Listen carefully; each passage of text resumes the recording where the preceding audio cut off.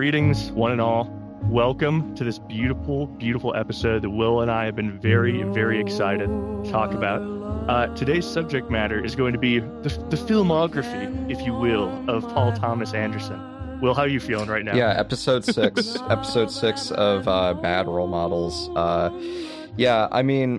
I think that we should specify here that we don't think Paul Thomas Anderson is a bad role model, but we do think some of his characters definitely are.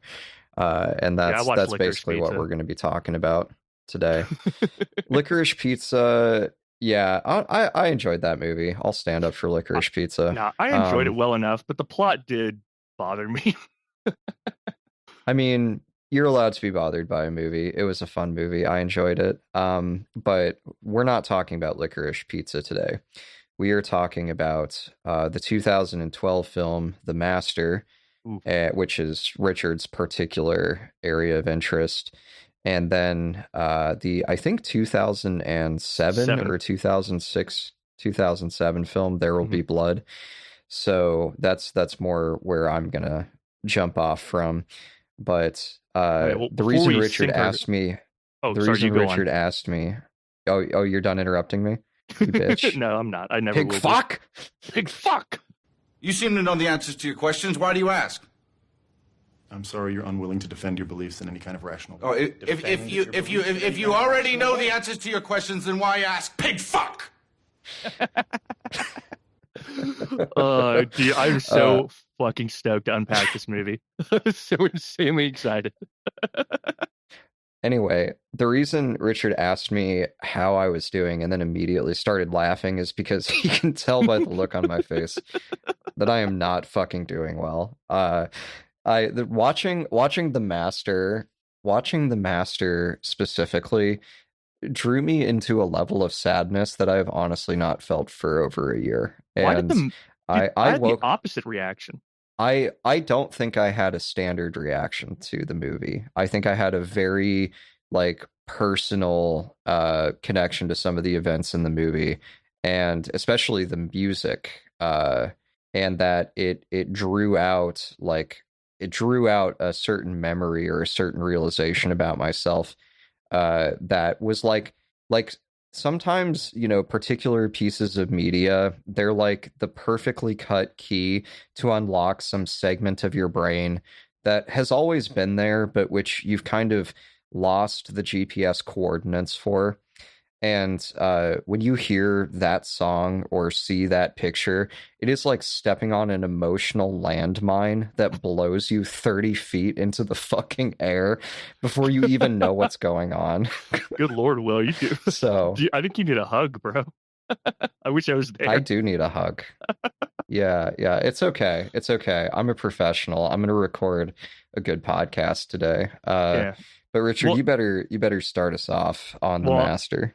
Before we go into it, Will, at some point I will give you an auditing session and break up some of those engrams so you can eventually become homo novus and reunite yourself with your divine self, which is an alien from space. Richard has also something of a specialist's background in the Church of Scientology, and he is fulfilling a long-standing white boy dream to talk about L. Ron Hubbard on a podcast. Speaking of white boy dreams, I'm talking about L. Ron Hubbard and PTA in a podcast. The only thing we need now is to play Death Grips or the Mars Volta in the background, and we've achieved peak whiteness. This is white excellence, Will. There was a story about Cambridge Analytica, actually, and the work that they had done to profile Facebook users and to sort of build these graphs or these correlation charts between the Facebook pages that people liked and then being able to reverse infer things like their political party or the kinds of things they like to spend money on or whatever, or, their gender and their race. And one of the data points that stood out, the leading predictor of whether somebody was a white man in his 20s or 30s was whether he had liked the page for the Wu-Tang Clan. That it was like an 88% thing. It was, such a heavy correlation that you might as well write it on your face with a Sharpie. So It's that is so fucking embarrassing for me specifically because when I was in high school, you know how you can name your iPhone? oh I god, named you I named your named iPhone. mine I named mine Wu Tangri-La, like Shangri-La. All right, Richard, Uh, take us through the 36 chambers of pain, please. What's up with okay, the master? What's up with okay. Scientology? So I think I don't have. I was thinking about just ranting about Scientology, but I think that would be a bad podcast and not the purpose of it. I'm sure we'll sprinkle in some as we go, but basically, The Master is a story about a man who has a World War II veteran. This is in like the 50s, who binge drinks ethanol that he takes out of torpedoes. Eventually just wandering through life, kind of like Lenny from Of Mice and Men, and eventually stumbles upon a man by the name of Lancaster Dodd, who in this case is a fictitious version of the real man, L. Ron Hubbard, the first of two leaders of Scientology and the founder of that belief system. And to say this movie has a plot would be a lie. It is it's funny. I was listening to an interview with Paul Thomas Anderson, and he was talking about what motivated him to make this movie. Because that's a good question. Why would you make this movie? And he said that he had kind of been fascinated by the story of L. Ron Hubbard because audience, he's a goober. I love him. I love that man so much. He's very evil. So I don't actually love him. It's very ironic, but he's a fascinating and silly little guy. So that motivated Paul Thomas Anderson, and also hearing a story about he met some World War II veteran or something who joked about to get drunk, he and his crewmates would siphon ethanol out of their torpedoes and drink it. And so in this case, so the two characters, we've got Lancaster Dodd and we've got Freddie, who's played by Joaquin Phoenix. And you get the best Lancaster introduction. Dodd is Philip Seymour Hoffman, by the way. Oh, and he does Yeah. we'll get to that, but he does an amazing job. But the first scene of this movie pretty much primes you for who Freddy is. It gives you a good, elaborate, emotionally depthful understanding of his character because he and his crewmates are on the beach and they laugh, haha. They make a little sand mermaid with big old titties, and they're all laughing. And then Freddy runs up and starts like air humping it, and everybody's laughing. And then everybody stops laughing because they look over at Freddy and he's hunched over and just masturbating at this point in front of everybody. That is the intro to this movie. Will, how did you feel during that scene? Well, I saw the opening shot is this sort of like turbulent, briny water coming off the back of this Navy boat, and it's this very picturesque overhead shot where you see like white caps and then like turquoise and dark blue water mixing together, and there's this sort of ethereal soundtrack that's playing, and the sound for both There Will Be Blood and The Master was done by Radiohead's own Johnny Greenwood, who did quite a lot of the original scoring for quite a lot of PTA's films. And so it has a kind of a vibe that's somewhere between ominous and innocent, is the emotional register I would say this movie kind of swings between. But it cuts to as you say, him bleeding the fuel line out of a torpedo and drinking it, and setting up the Freddy character for a lifelong career of various like solvent abuses, and like this is like a type of druggie with which I have no familiarity. Like at one point, he blends together like developing fluid from a photo darkroom, and he makes like a three-way cocktail of like these various like photochemicals and just drinks them. And it's like, is that fun? Like, is that a good time? Like it seems like nothing could just give you brain damage and make you fall asleep faster. But anyway, so the first we see of Freddy is he's doing the kind of normal boys will be boys shit. Although there's a weird scene where he's chopping up a coconut right at the beginning, and he's got the machete in his right hand and he's holding the coconut in his left hand. And for a moment, he's just chopping it like normal. But then he pretends to cut his own arm off, and he pretends so hard that he actually does hit himself with the blade. And then he like feels his arm to see if he cut himself. So he's acting off, right, from the beginning. Or like those troops, they make the sand mermaid, and he fucks it. And for a while, it seems funny. It seems like he's coloring inside the lines. But then they're like, wow, he's really going for this. He's really into the sand mermaid. And then the next scene is him jerking off, and everybody like kind of giving side eyes to each other. And then I just, to abbreviate the entire movie, the next shot and then the very last shot of the movie before it fades to black is him cuddling up to that sand mermaid woman and putting his head, on her little sandy breast, and having this faraway look in his eye. And that's sort of like the moment where you realize that he's kind of a broken human being. Yeah. I made a note, just as a little non sequitur for a second. I wrote a note that just said, like, why does Joaquin Phoenix play these characters? Like, he's got the Joker, and Beau is Afraid. He has a type. Yeah, I was just thinking that as well. He certainly does have a type. And this type is living life both with regret and brain damage, and again, like a very exotic form of substance abuse disorder where you just start drinking anything that smells funky. There's like, yeah, it's WD-40. Well, I'll mix it in. I'll see what happens. He's got a little bit of a lizard brain in this movie. But so, speaking of the plot, he gets out of the military, right? And he starts doing these series of odd jobs. Like at some point, he works on a farm, and he has to run away because he's giving all the wait. What? I have to go back. So he gets basically pulled into like a medical unit, right?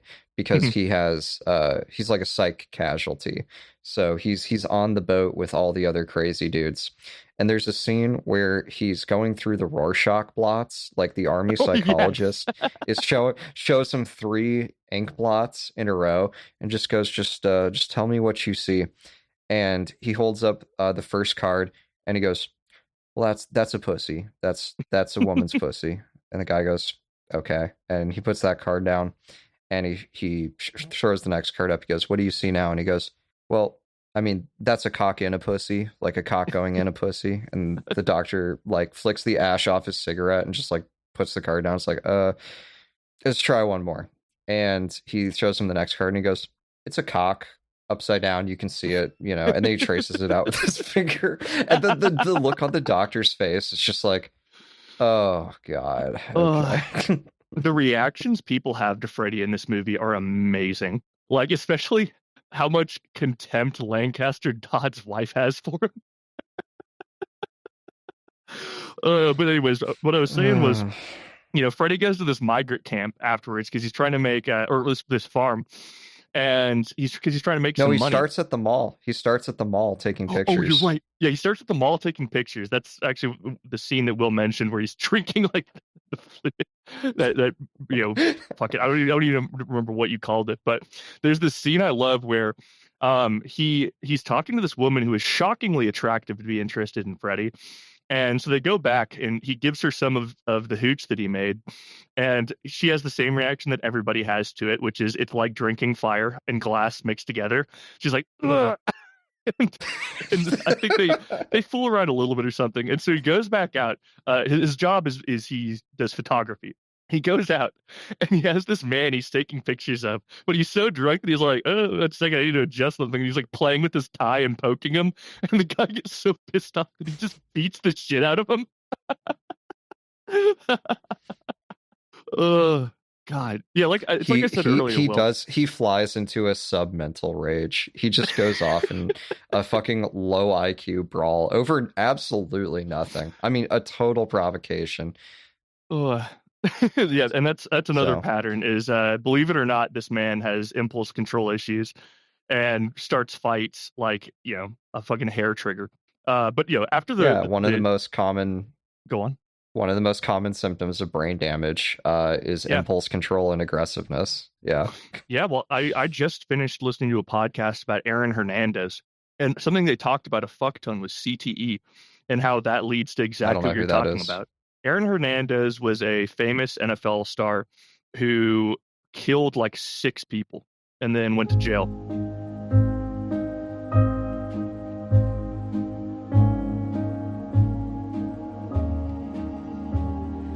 No other love can. Yeah, so Aaron Hernandez was an NFL star who, from a very early age, is playing football, like 8 years old, I think is when junior football starts. Got a billion head injuries before he joined the NFL and rolled with not a good group of people. So he ended up just like killing 6 people. That sucks. Because of brain damage, or did you get that? Yeah, no, I got that. Yeah. Okay, good. No, so it was different. Like one of them was as simple as a guy bumped into him at a bar or a club, and so he drove by the guy's car later when he saw him and shot him through the window. That'll teach him. Like this complete. I mean, it probably did. No, just this completely unwarranted violence towards people. That it was just blown way out of proportion. And I see that in Freddy. Now, Freddy doesn't end up killing anybody in this movie, but like I bet you, if his, it only with head injuries like that, it usually only gets worse. And I could see somebody pissing him off enough that he just accidentally punches him to death. Yeah, I think Freddy loses control of his anger and starts either screaming at somebody or fighting them. At least 3 times. At least 3 times, and at least twice he does it because someone's talking shit about Philip Seymour Hoffman, and that just ignites an enormous like fuse in his brain, like the same fuse that goes off in your German Shepherd's brain when somebody he doesn't recognize fucking comes into your front door. Well, I think that's an excellent example because I know that you and I have different takes on like what this movie's about. I mentioned that this movie doesn't really have much of a plot. Like to me, the closest thing to a plot it has is comparing Lancaster Dodd and Freddy's relationship to that of a dog and its master. Like there's this point early on. So audience, the way that Lancaster Dodd and Freddy end up meeting is, Freddy's working at this farm and he gives hooch to the other people that work there. And eventually one guy basically almost dies because of whatever fucked up shit he's putting in it. And he has to run away because they're going to beat the shit out of him. So he runs and runs and he's just drunk as shit. And he ends up finding this boat that he sneaks into and falls asleep. And when he wakes up, he finds Lancaster Dodd, this kind of strange man, this writer who kind of took care of him a little bit. And he doesn't seem to be that angry that Freddy's on the ship. He says, if you need a place to stay, you can stay with me as long as you make me more of that good shit. You know what I'm talking about? So Freddy sits there and he starts to find out that Lancaster Dodd is a founding member of this group called The Cause. And they believe in past lives. They believe that in this process, in this thing called, I think they call it processing in the movie. Yes. Scientologists would probably call it auditing. Would you care for some informal processing? Do you want to cure the trauma of your past lives? So he's just kind of like weirded out by these people, but he kind of likes Lancaster Dodd because Lancaster Dodd likes him. You get the impression that Freddy has lived a pretty loveless life. That he never really nurtured. He says some things about his family that are pretty messed up. And he says his father either died or ran away before he was like 1 year old. And then his mom got locked in a psych ward also when he was very young. So it's not even totally clear who raised him. Well, he mentioned that he also, and this is a little uncomfortable, but he mentions that he slept with his aunt consensually as an adult too in one of these auditing sessions. So I think his aunt was the one who took care of him. Yeah. By the way, so Philip Seymour Hoffman / L. Ron Hubbard, one of the spooky aspects of Scientology is that when you do these so-called auditing sessions, they're very similar, I guess, in essence to like the Catholic confessional, where you talk about everything you've done that you think is bad and so forth. But unlike the Catholic confessional, they have a tape recorder running, and they basically keep and bank your secrets. And that is one of the ways that the cult expanded and retained control over its members. So still to this day, yeah. So the Freddy tape of him confessing to incest with his aunt, is just sitting in some file cabinet, right? Yeah. Well, and you might be wondering as the audience, why would people go in there and confess these things? Like most cults, most of them are sleep deprived and have been conditioned to jump when their cult leader says so. But also, it isn't as simple as like a therapy session. They kind of assault you with information. Like if you've ever seen Blade Runner 2047, it reminds me of the scenes where, to make sure that the replicants are still obeying them, they just throw random information at you, and you're supposed to have these very mute responses to it. The void comp test, I think. Yeah, exactly. No, the void comp test is to tell if you're a replicant. Oh, right. That's the first okay. one. Yeah, dude. When we do our PKD episode, I just exposed myself. We'll be fucking disappointed. I just exposed myself as a not real fan. That was such a poser move. No, listen, to all the PKD people, I have read the Bayless trilogy cover to cover to cover, so that's my PKD thing. There's a lot I haven't read that I'm still looking forward to, and A Scanner Darkly and Do Androids Dream of Electric Sheep I have not read, obviously. So you might like Through Scanner Darkly. It has a little bit of a Freddy-esque character as the lead, or at least he becomes one. All right. So, but I think the pattern with Freddy is he's essentially the most vulnerable possible person, right? He's someone that didn't have a good connection to, his caretakers or his family. As you later learn in the movie, he had this one burst of romantic happiness with this woman, Doris, and then immediately got shipped off to the Navy. And then the next scene we see is, him coming unpeeled mentally. And it's no surprise that he's coming unpeeled mentally, because when Lancaster Dodd asks him in one of the sessions, "Did you kill anybody?" He said, "Yeah, I killed a bunch of Japanese people."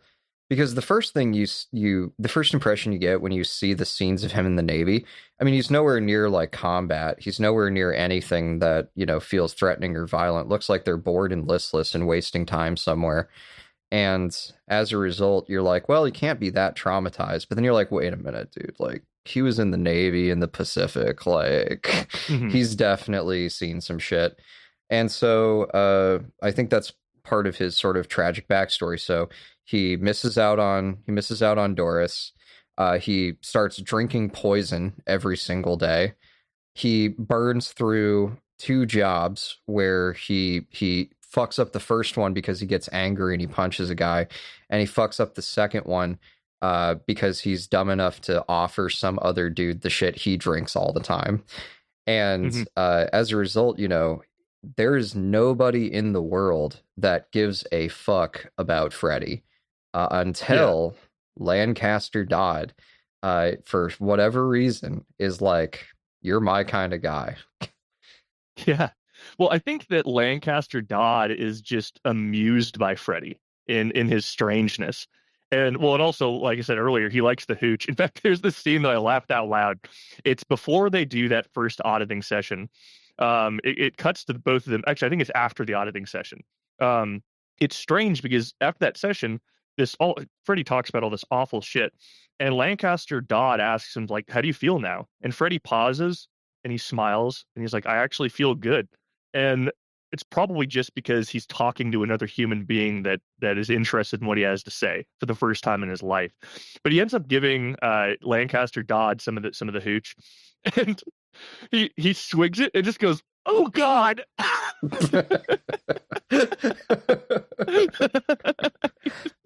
Yeah, Lancaster Dodd basically retains him on the ship so that he can manufacture more of that shit for him. Exactly. And so the reason why they're on the ship is because Lancaster Dodd's daughter is getting married, and they're doing this big celebration. And Lancaster Dodd ends up doing a speech that kind of summarizes what his relationship with Freddy's going to be. And if you don't mind, Will, the Will and Richard Players Theater, if I could do a little monologue for a moment. So I don't need to do anything, right? I just need to sit back and gaze on admiringly. You just need to be inspired by me and moved by me. Yeah, I'll mute myself, okay, dude. So, the floor is. Oh yeah.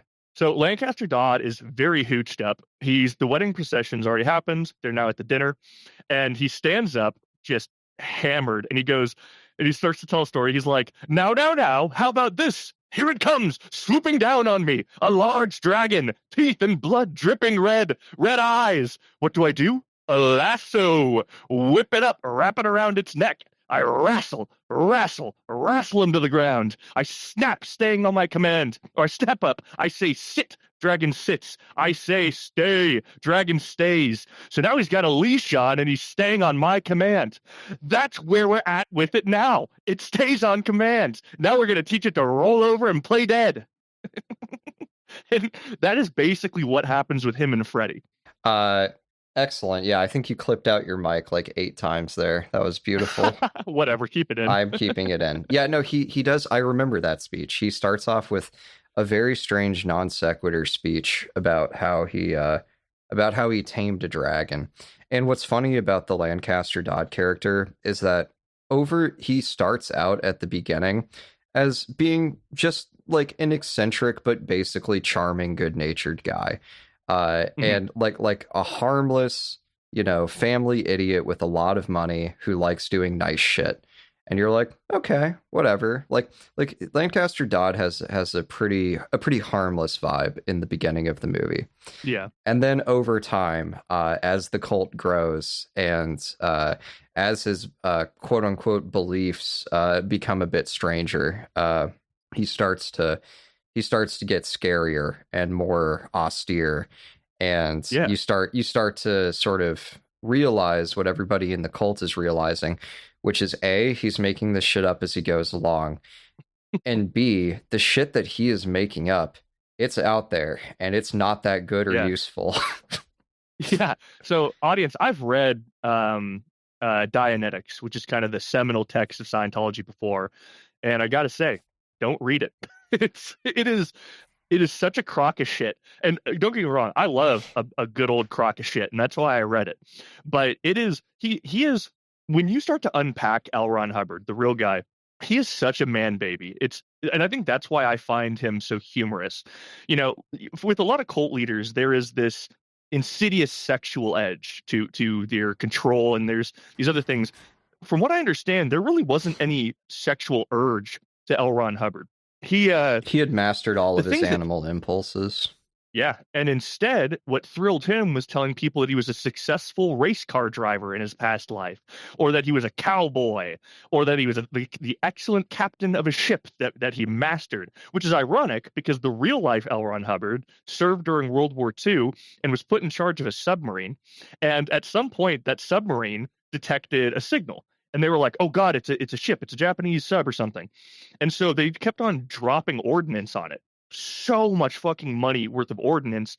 And it was just a stationary signal at the bottom of the ocean. They found out it's just like a magnetic anomaly. And immediately everybody lost respect for him. This man was not a competent sailor by any means, even though he would love to have you think otherwise. It'd be pretty dope to be stuck with LRH on a submarine. I mean, what do you think? What do you think Story Hour is like? On day 186 of being in a metal tube with this dude. Well, he was this may shock you, Will, an impulsive liar. So he would say things like he had traveled around the world by the time he was 8. He went to Mongolia and lived with a tribe there he lived with a Native American tribe, and he earned all their respect and was considered a valid member of their people. So what do I think? I think that day one, you meet L. Ron Hubbard at a bar. You're just getting hammered. He's telling you these stories. He's full of shit, but it's so funny he's lying about this shit anyways. And you're like, this is so much fun. I think day 100, you block his number because you're just sick of it. Yeah, you're like, I've had enough. Time to unsubscribe. Yeah.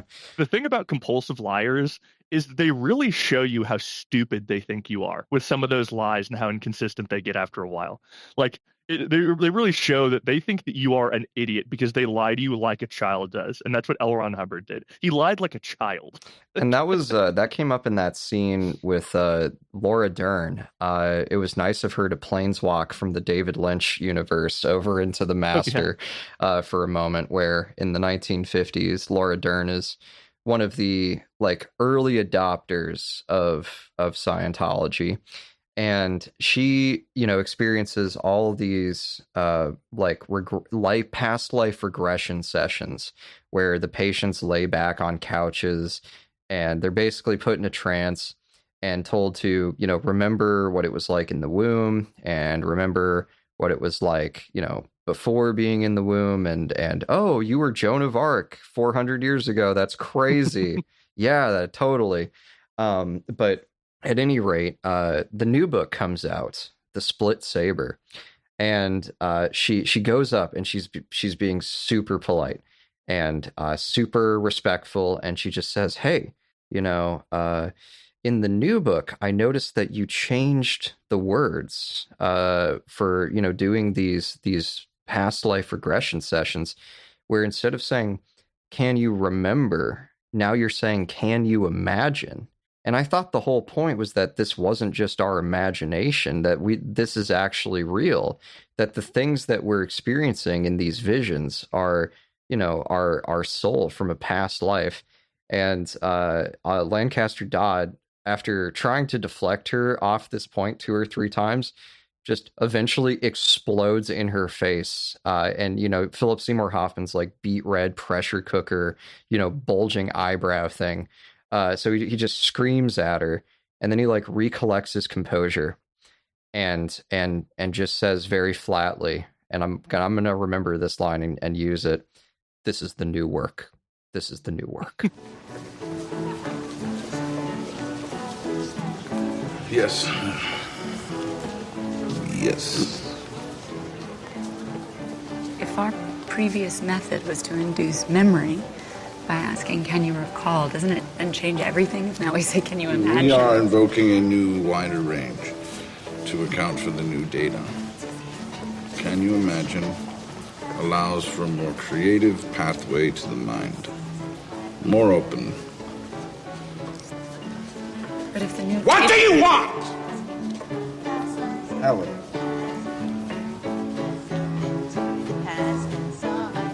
This is the new work.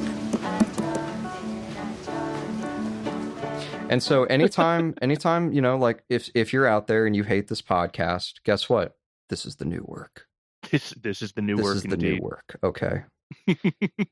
We had to Well, open up our parameters to incorporate a broader horizon of potential data streams.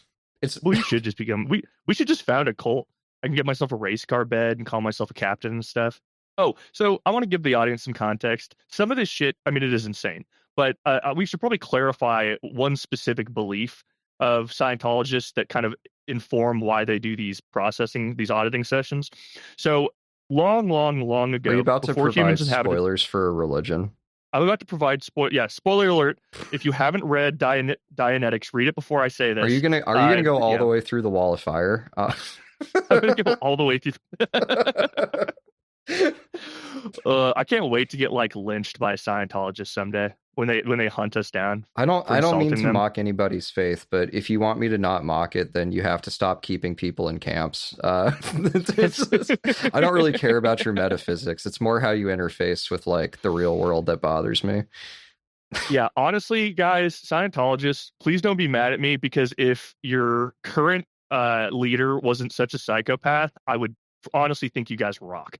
If all the bad shit went away, your shit would be awesome. I will stop making fun of Scientology as soon as I hear from David Miscavige's wife, who has apparently not been seen in a decade by anyone. Yep.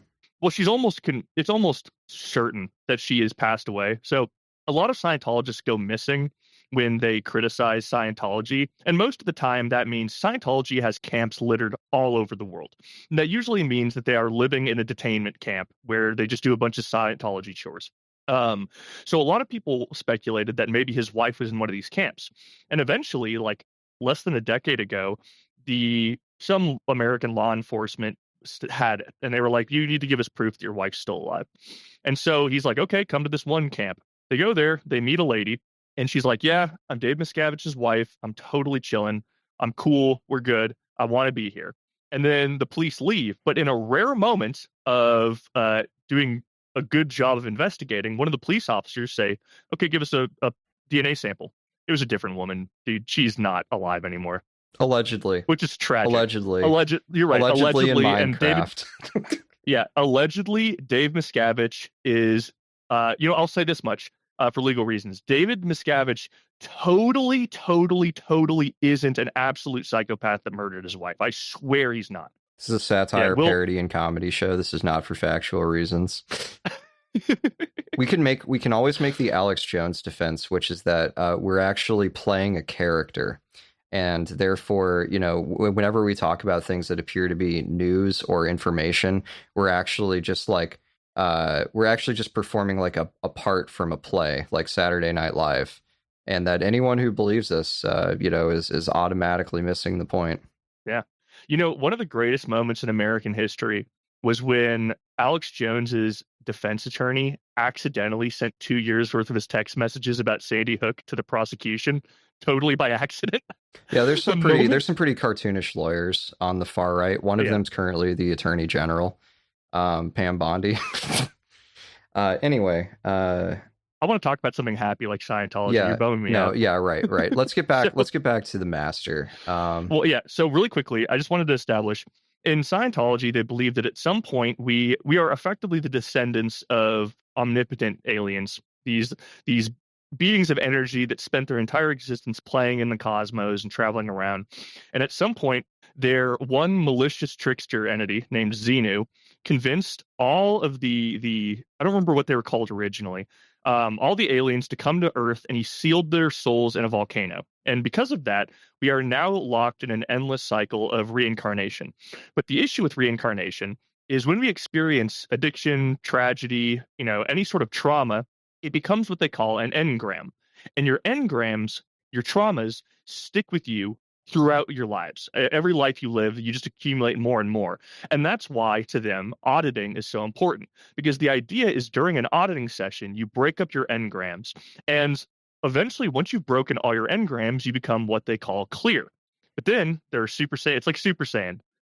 They just keep adding more. After you become clear, there are levels of clear. And to be clear, L. Ron Hubbard claimed he was more clear than Jesus Christ, which was a pretty slam dunk move on his part. But the idea is if you become clear enough, eventually when you die, you'll become what they call homo novus, which means that you have kind of returned to that amazing energy celestial state, which I'm pretty sure is what L. Ron Hubbard is doing now. It's flying, rocketing through the cosmos like Superman and looking at black holes and stuff. Homo novus. It's Greek for new dude, like that Elephant Graveyard video about becoming a new guy. Yeah, Mark Zuckerberg's new guy is interesting. He dresses and styles his hair like a Dominican man. Dude, for a fact Mark Zuckerberg has to rock that taper fade, bro. Mark. Mark. He's getting better at imitating a human being, though. I'll say that much. He has spent some time smoking the meats. Yeah, someone asked me, do I smoke meat? Smoking these meats. Smoking meats earlier in the day. Smoking these meats, just set the charcoal up and you set the wood chips up, and then smoking meats, grilling meats, good smoky flavor. Smoke a brisket for like 12 hours. You smoke lemon chicken, smoke salmon, you'll love it.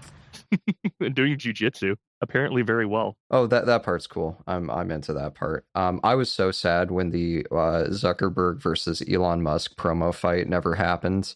When they were going back and forth about who had a larger penis. And Mark Zuckerberg was having the standard adult reaction of, I'm not going to do that. And then Elon Musk said, well, why don't you fight me? Like if you caught two 11-year-olds after school and they were trying to jump each other. And Zuckerberg said, okay, I'll fight you. I have a fucking purple or brown belt in jiu-jitsu. Fuck it, why not? And then Elon Musk backed out like a massive fucking coward, and we unfortunately never got to see Mark Zuckerberg put Elon Musk in a fucking triangle and squeeze him until his head turned red. Listen, I'm not into body shaming, but I think it's okay when you're talking about billionaires. Elon Musk has one of the most confusing bodies I've ever seen in my entire life. He looks like melted ice cream, bro. He almost looks like, depending on the angle, sometimes he's got like a weird bone structure in his chest that gives him like the Johnny Bravo chest. but I also feel like if you pushed into it, it would just fold inwards like a piece of paper. Yeah, I think that the drugs that he is on have actually like given him a strange, almost beetle-like form. Like he has more of a carapace now than anything. He's like Kafka, dude. Yeah, he's actually slowly transforming, like Gregor Samsa. Except what he's transforming into is some eldritch horror that I scarcely want to contemplate. Okay, well, back on. So anyway, yeah, there Back on was script never here. there was never a fight between Mark Zuckerberg and Elon, and I've always wanted it to happen. So we've talked a lot about Freddie and his relationship with Lancaster Dodd, but what we haven't really covered is when he starts to lose interest in the cause and eventually leave. So over time, Lancaster Dodd, like Will mentioned, is escalating his control of his followers. And I get the impression that from the get-go, Freddie's mostly just perplexed by it. It doesn't seem like he really buys into it that much. But he also doesn't really reflect about shit. He just kind of goes wherever the wind blows him. And there's this part where at some point, Lancaster Dodd's wife walks up to him while he's staring in the mirror and starts jerking him off. And she's like, you are going to stop drinking with that man. You're going to stop drinking with that man. And eventually, Lancaster Dodd accepts because that's a pretty good motivation. And so he and Freddie go sober. And that's when you see Freddie's interest start plummeting in this place. Like, Yeah, and I thought it was funny as well because of course, what's his nuts? Philip Seymour Hoffman. Of course, he's the cult leader and the center of attention and power and so forth. But his wife is just running him like a fucking spreadsheet, right? Like Amy Adams is just down there reprogramming him twice a week. It's amazing to watch. Well, she takes it more seriously than Lancaster Dodd does. Oh yeah, and I think partially it's because she's in a good position. Yeah, she really believes that shit, and she's a super hard ass about it. Yeah. Oh, by the way, both in real life, both L. Ron Hubbard and his wife were in. Speaking of some weird culty people, they were in Aleister Crowley's cult, Thelema, which is actually kind of where L. Ron Hubbard learned how to do the trickery, so to speak. He learned how to manipulate people. Yeah, so Jack Parsons, founder of Jet Propulsion Laboratory, as well as L. Ron Hubbard, founder of Scientology, a man who said the only way to make any decent money in America is to start a religion. They were both students of Aleister Crowley, and they believed in a religion called Thelema, and they practiced that religion in a secret society called the AA, where it's like A, and then like the three dots of like a triangle, A, and then three more dots. I have no idea how Crowley came up with this, but they were part of the same secret society, and it was a bunch of sex magic people. So there were ritual orgies, people were partnered up. At one point, Parsons and L. Ron Hubbard started to work through some ritual to create, I think, a moon child or something. They were specifically trying to create the Antichrist, of course. Yeah, and through a Scarlet Lady. Yeah, and it was so extreme and scary that when Aleister Crowley heard about it, he was like, "These guys are out of their fucking minds," and I hope they stop. L. Ron Hubbard's wife was actually Jack Parsons' girlfriend, and for some reason she decided to go with this fucking weirdo. Jack Parsons was a better-looking guy who also had better prospects in life. Not for long, though, because he blew himself up in his garage on accident. Well, playing with explosives. Yeah, so LRH and Parsons did not manage to summon the Antichrist, although they did arguably make something worse, which is a real estate racket combined with a religious scam.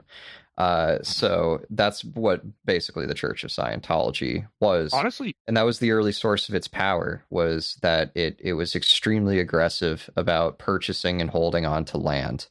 And that allowed it to grow in size and power very quickly. And by its use of blackmail against its members and the use of extreme indoctrination, like we talked about, like camps where they have no contact with the outside world and so on. And, you know, watch any Scientology documentary. This is a very well established thing by this point. And the recent chapter in Scientology has been a turn for the worse with David Miscavige and Tom Cruise at the head of the church. It seems like they did succeed.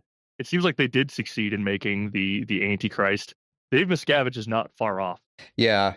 At any rate, I don't want to get dragged into a discussion of Scientology because that is only one of the themes of this movie. I think another big theme of this movie is what life was like after the war for the men who had fought in it, and how World War II basically shattered American society. Like, there was this level of opulence that came about in the 50s and the 60s, which is kind of epitomized by the department store scene. Like, this is back when like department stores were, laid out with the finest wares, these big open floor plans, and they had floor models that, women that they paid to just wear clothes and walk around, and there's a level of opulence and wealth, but also this kind of spiritual vacuum that all of these people are operating in. And, Freddy goes with Lancaster Dodd not because he's inspired by his religion. He probably doesn't understand it. He's definitely never read any of the books, for instance. Oh, yeah. But he just feels such a fierce loyalty to this guy. Because he's the only guy that cares about him. And, what are you going to do with your only friend in the world? And then all of the weird shit that Philip Seymour Hoffman does to Joaquin Phoenix, half of it, like, doesn't work at all and just hilariously fails. And then the other half results in, him feeling a little bit better, right? He's not cured of anything, but he feels a little bit better. And that's enough. Now, speaking of his disinterest, there's this amazing scene. This is when they're still on the boat. There's this scene where he's a member now. The wedding's already happened, and to kind of indoctrinate people, they have these tables set up where people are lined up, and they have these headphones on, listening to Lancaster Dodd do lectures. And Freddy's sitting there, like, just looking off into nothing. He's not paying attention at all, and he looks over at like a pretty woman. And he kind of raises his eyebrows a little bit, and she just kind of waves him off. She's like, politely, hey, listen, this is important stuff, buddy. And he looks over at another lady and passes her a handwritten note that just says, "Do you want to fuck?" That's the mode that Freddy's operating on. But things start to fall apart when Freddy is sober. It's starting to get less fun. Lancaster Dodd is getting increasingly controlling, and at some point he gets arrested. I think for like fraud or something. He took out a loan that he ran away from. Medical license. Yeah, he was running a medical school despite the fact he's not a doctor. And he also writes MD on all of his books. He writes like Lancaster Dodd, Homo sapien, and then under it like MD, PhD, LDL, PTD. And you're just like, what the fuck? None of these titles mean anything, I'm sure. Yeah, exactly. Well, and like, so they're both in jail.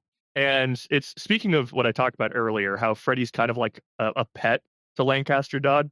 When the police start arresting him, Freddy lunges at the cops and starts grabbing their shirt and attacking them. So he gets arrested too. But it did remind me of like a dog attacking somebody visiting a house.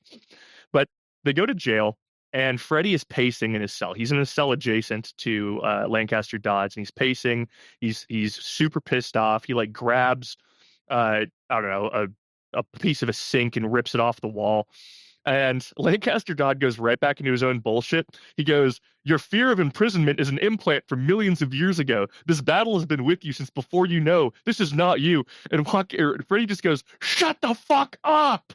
And then both of them run to the walls and start screaming, "Shut the fuck up" at each other repeatedly. Yeah, and then just, fuck you, fuck you, fuck you, fuck you, fuck you, fuck you, fuck you. Your fear of capture and imprisonment is an implant from millions of years ago. This battle has been with you from before you know. This is not you. Shut the fuck up! It's not you. Shut the fuck up! It's not you. You are asleep. Your spirit was free, moving from body to the next body. Free for a moment. Then it was captured by an invader force bent on turning you to the darkest way. You've been implanted with a push-pull mechanism that keeps you fearful of authority and destructive. We are in the middle of a battle that's 1 trillion years in the making, and it's bigger than the both of us. You're making this shit up. You make this shit up. You don't know what you're talking about. I don't know what I'm talking about. No, you don't. I give you facts. You don't give They me are not facts. What facts? They are fucking facts! What facts? Fuck you! What facts? Fuck you! Fuck you! Why don't you kick Fuck the you! bed some more? Fuck you! Fuck you, you Fuck lazy you! ass piece of Fuck shit! you, I'm not lazy. I'm done! You're fucking lazy! No, you make shit. You're fucking lazy! I Your make shit up! family hates you. Oh, Your son hates That was one of the best scenes in the movie. Well, I think the reason why Freddy is so pissed in this scene is not because he has a fear of imprisonment that has been ingrammed into him over 1 million years, but rather because he had just had that conversation with Lancaster Dodd's son, who was like asleep on the patio and not listening to his dad's lecture. And he goes up to him and he says, you should wake up, you might learn something. And the kid's like, what's there to learn? He makes this shit up as he goes along.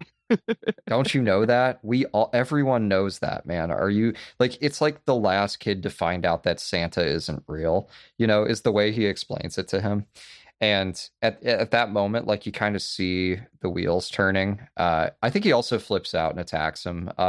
So yeah, but not as brutally as other people, but he shoves him to the ground because he's pissed off. Yeah, but the seed has been planted of doubt, and like, he listens to Dodd's speech, and he listens to the way other people are reacting to the new book, which is like, his old editor is like, man, this should have been 3 pages long. Like, what? Yeah. Like, how is this? The old editor, by the way, who plays, well, you know what? I was about to throw in a spoiler for There Will Be Blood. I'll save it.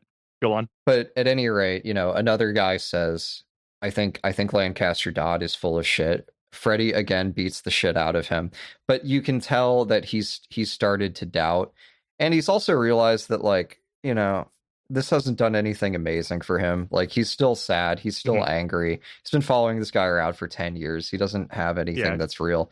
And he still wants to go to Doris, but he's afraid. And he realizes his situation, which is, I have become just the muscle for a con man. And and he's like, that is my life, is that I am the muscle for a con man, and he's also the only guy that likes me. So if I stop doing this, I'm literally going into the world with no friends. Yeah. So all this culminates in this scene where Lancaster Dodd, his family, and Freddy all go to the desert. And Lancaster Dodd's like, let's play a game. It's called Go to This Location or something like that, where you point at a location and you drive this motorcycle to it as fast as you can. And so he does it, and he's yelling and having fun. And Freddy gets on and starts driving and driving and driving and driving. And eventually Lancaster Dodd starts yelling in the distance, like, hey, come back. And he doesn't. And once again, to go back to the comparison to like a man and his pet, it's like Lancaster Dodd opened the door and his dog got excited and ran out. Like, Freddy, before this, they had talked about Doris again, and Lancaster Dodd is talking about, why don't you go to him? And I like, or go to her. And I liked that game you played, point at a location and go, because Doris is the location on the motorcycle. So he's driving and driving, and he ends up going to what he remembers is Doris's house. And would you like to summarize the scene, Will? Yeah, it was a really sad scene. So what happens is, when he gets to the house, this music starts playing. This song is called No Other Love, and it was, I looked this up on Wikipedia, actually. It was number 8 on the Billboard chart in 1950. And the structure of this music is really interesting, and I'm going to take a minute to talk about it. So Johnny Greenwood, who's the Radiohead guy who did the score, he picked out only 3 songs to fold into the soundtrack. The rest, like 10 or so, he composed himself. So this is one of those 3. And both, the melody and the harmony of this song are based on a Chopin etude. They're based on the etude in E flat major, Opus 10, number 3, which is also one of those keyboard pieces that was popular enough that it got a nickname.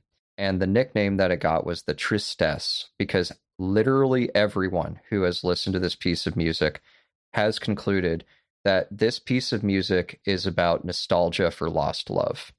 And one of the funny scenes at the beginning of the movie when he's talking to the army psychologists is, they're trying to convince him that he can get better.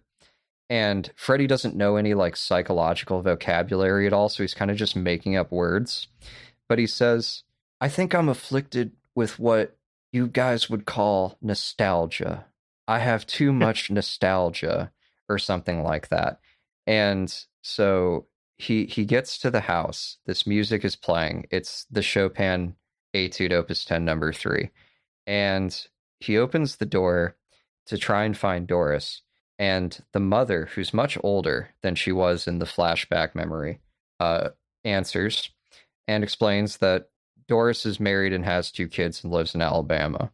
And, you can just sort of watch his expression die, right, over time. And he's polite, he keeps his shit together. He makes all the pleasantries. But you can tell that part of him was just crushed because he had been led to believe or to fantasize by the cult members, by Amy Adams, that this was the end of his yellow brick road, that this is where his life was going to lead, that his whole issue in life was that he had fucked this up and he could still fix it. And now he finally comes to the realization that this thing that has haunted his life, this happy memory of falling in love with a 16-year-old girl before going off to war, that all of that is over. And he's also left behind, the only other people who did care about him, right? Which is Philip Seymour Hoffman and his family. And so the moment that he's on that porch, he has absolutely nothing. And that fucking song is playing, and it was so fucking sad, dude. I internalized that shit. I really did. Yeah. And that's when I realized that like people get too wrapped up in the part of this movie that is about Scientology. And it's like, it is obviously it's a great exposition of like how Scientology started and what these people wanted in terms of like an emotional payout or a psychological crutch or just the gullibility of fucking Americans in general. Those are all there. They're all themes. But this really is just the tragedy of Freddy. More than it is the zany story of L. Ron Hubbard. Well, I feel like you're attacking me right now. No, I'm not. I swear to God. I'm joking. I'm joking. Richard, I would never. That is, in so many words, that is almost exactly how Richard, I'm looking slowly into your eyes, singing Slow Boat to China. Oh, yeah. You want to get to that? Okay.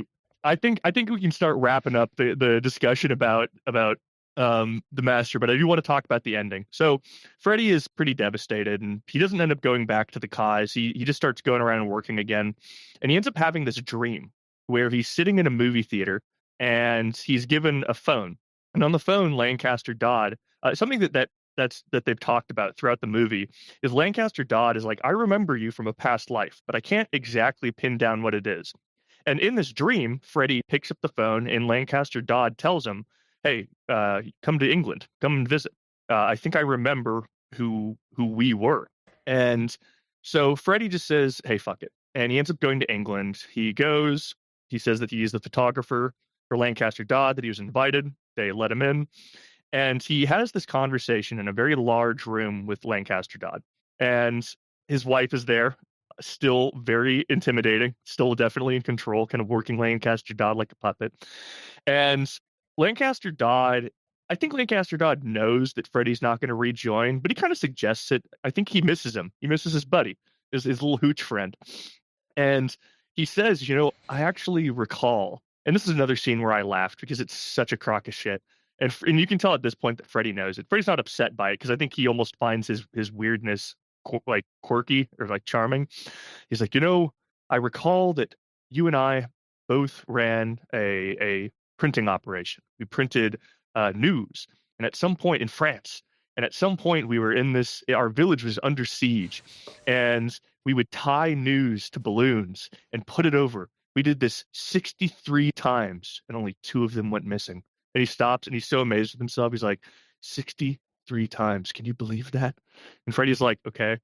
He's like, yeah, whatever. And eventually Freddy is, he says, he smiles and is like, yeah, I think I have a different calling in life. And Lancaster Dodd, this is something I want to talk to you about, but I'll ask you the question afterward. They have an exchange. Lancaster Dodd says, if you leave here, I don't ever want to see you again, or you can stay. And then Freddy says, maybe in the next life. And Lancaster Dodd responds, if we meet again in the next life, you will be my sworn enemy, and I will show you no mercy. And then Freddy kind of laughs, and Lancaster Dodd starts singing, because he sings occasionally in the movie, Slow Boat to China. And it's a song basically about how, loving somebody so much you wish you could just go on a long trip with them so you can have them all to yourself. And Freddy is kind of laughing and Lancaster Dodd smiling, and both of them start tearing up a little bit. And it was this moment where it's like, Lancaster Dodd is such a piece of shit, but it did kind of make me sad, because I do think that he actually liked Freddy, and I think that Freddy liked him, but Freddy just knew that he couldn't be a pet. Like, he couldn't be a slave to this man. Yeah. And then, he leaves. And then, okay, to go back to Johnny Greenwood for a second, one of the other 3 songs that he picks out is called Changing Partners. And it's this waltz, it's this dance, and the lyrics are about a woman who comes to a dance, and she's with the man that she loves. And they dance, and she feels very happy about it. But then the dance master calls out, change partners. And she has to, so she lets go of him and she dances with somebody else, and then somebody else, and then somebody else, and somebody else. But the entire time she's thinking that eventually she'll get back to him by random. And then in the song, I think eventually she does. So the point is that I'll just keep changing partners until I've found you, right? Yeah. And it creates this weird coupling where, maybe in one version of the karma of this story, like Freddy, forgot his name for a second. Freddy was supposed to end up with Doris, right? Like, they're the two that are really entangled. But then, World War II comes along, and that all gets fucking thrown into a blender and jacked up. And so what ends up happening instead is that Freddy gets entangled with Lancaster Dodd. And one way that you can read Freddy's character is that he had this one moment when he was happy, and right before he left for war, before he got the Dear John letter, before he started drinking fucking paint thinner. But ever since that went to shit, he's had all these substitute Dorises, right? The Sand Mermaid is a substitute Doris. The drinking bleach and acetone is substitute Doris, right? There's all these women, but he has very shallow, basically just physical relationships with that are all substitute Dorises. And then eventually, there's this guy and the cause, and that's his last kind of substitute Doris. It's the last thing that, gives his life any center or any meaning or can make him feel better. And, I think there's this moment where when they're looking at each other, there is real love between these characters. And this is going back to the thing we used to talk about, the difference between Paul Thomas Anderson and Darren Aronofsky, is how Darren Aronofsky really fucking hates his characters. And you can, and he's just not, sympathetic to them at all for the most part. You see that in Black Swan or Requiem for a Dream or, whatever, or in Pi to a certain extent. But with, or in The Whale, dude. I still haven't seen it. Where he's sliding on the ground, pouring mayonnaise on a slice of pizza. But PTA, by contrast, he shows some really scummy behavior, but he gives a very he's not looking down at these characters, but he is looking at them sideways. There is nothing, and I mean literally nothing, that happens in The Master that you could call good. Yeah. I mean, literally nothing. The cult isn't good. Lancaster Dodd isn't good. Nothing that happens to Freddy is fucking good. It's all on the register of like, these are the tales and the trials of sad, broken people. But, you know, like with the Lancaster Dodd Freddy relationship, which really resembles like, you know, a homosexual romantic relationship that's never consummated to a certain extent. Yeah. There's it's just, you create the feeling that there is a destiny by doing things that defy common sense, right? Like like Freddy coming back to Lancaster Dodd after all the shit defies common sense, right? And or Lancaster Dodd, you know, even picking Freddy out in the first place and basically paying his rent, paying his way for his entire adult life. Like, it defies common sense. And when you act in that way for a really long time, the only conclusion you have left is like, well, it's determined, you know, it's fate, it's destiny. And then he leaves, he departs from Lancaster Dodd, and Freddy goes to a local British pub where he looks across the I don't know, the pub, and sees a cute British lady, and he signals to her like wordlessly, "Hey, do you want to have a drink with me?" And she abides, and they end up having sex. And the ending of the movie is mid-sex. They're having fun, they're smiling, and Freddy starts doing processing with her mid-sex. And they're laughing. They're having fun with it. Like, it's not as ominous as it sounds, but because she's just like, wow, what an eccentric. And I don't know, what do you think about that? What do you think about the ending? Oh, I think that PTA uses that scene to explain the appeal of Scientology, because when they're having sex, one of the things that Freddy tells her is, you know, we have many lives. You know, our spirits go on. We've been reincarnated over and over and over. And she gets kind of like a sad, distant look on her face, and she says, "I really hope so." Because what he says is, "This isn't your only life." And she goes, "Oh, thank God, I hope so." And it's like, we all feel that our lives are insignificant and meaningless, that we've wasted time, that, you know, none of the things that we truly wanted have come true, and that, you know, like sometimes the idea of reincarnation is a cosmic scale cope, right? It's like, well, you know, you didn't do great in this life, but you'll go to heaven, or you'll be reincarnated and you'll have a chance to not fuck up the same way 10,000 times. And I think Nietzsche's kind of the great critic of that point of view. But you can tell that part of what you know, the cause, which is the name of Scientology in the movie, part of what they're offering people is a chance, first of all, to go back in time. Like, they talk about time travel a lot in this movie. And all of these like couch hypnotherapy sessions are focused on quote unquote mental time travel. And, you know, there's this feeling of like, it's the basic therapeutic idea of like, we have to go into the past and basically find the last version of yourself that was still sane, and then remember who that person was. And what Freddy wants is a time machine to go back, you know, 8 years and be with Doris. And that's all he fucking wants in the entire movie. And you can tell that what this cult is offering people is like most religions, a sense of significance beyond the obvious stupidity, absurdity, pointlessness, pain, suffering, boredom of everyday life. And also like a chance to revise your fate.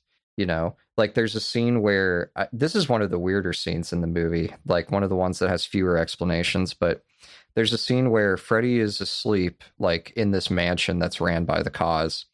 And Amy Adams, after jerking off Philip Seymour Hoffman and telling him that he's going to stop drinking Freddy's hooch, and also, if you're going to cheat on me, don't do it with anybody I know. And he goes, okay, and then fucking comes in like 30 seconds. By the way, we have to acknowledge the noise he makes when he comes, Will. It blew my mind. It sounded like somebody ran up behind him with a javelin and just stabbed him straight in the spine. He goes, "Argh!"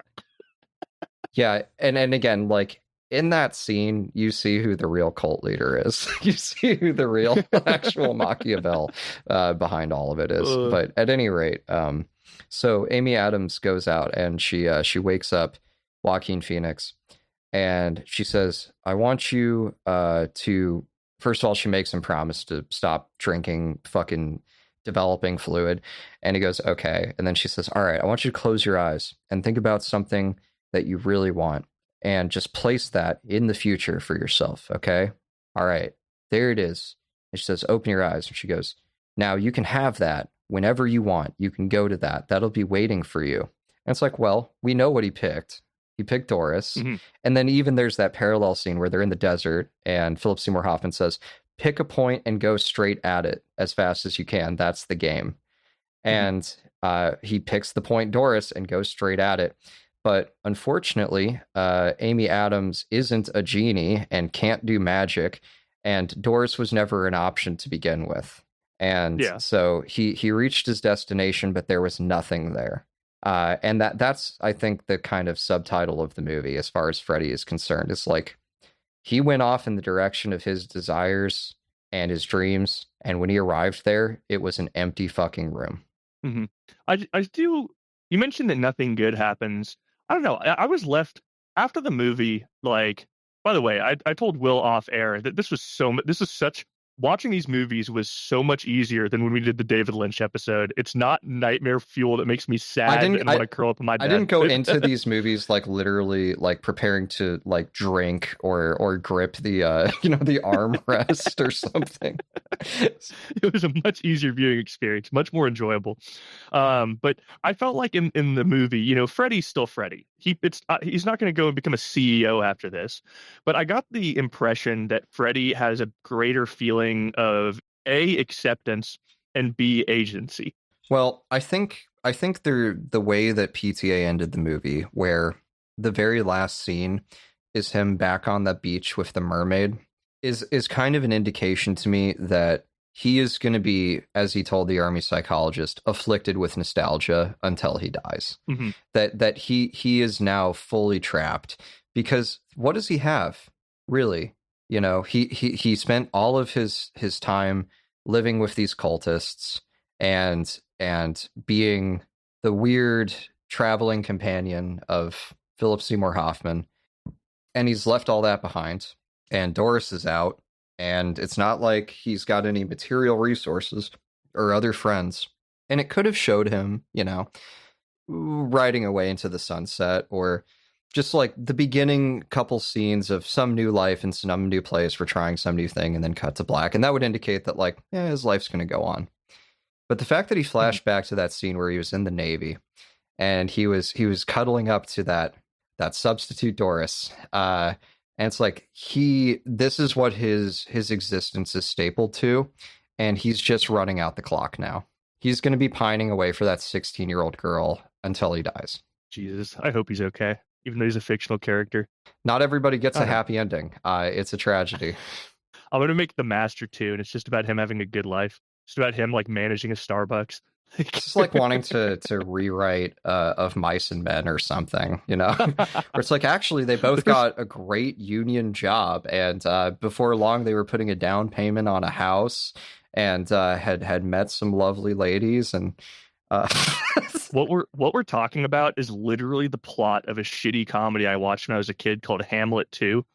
It's about a high school theater teacher whose life's falling apart, so he decides to make the sequel to Hamlet where he plays Hamlet and Jesus Christ.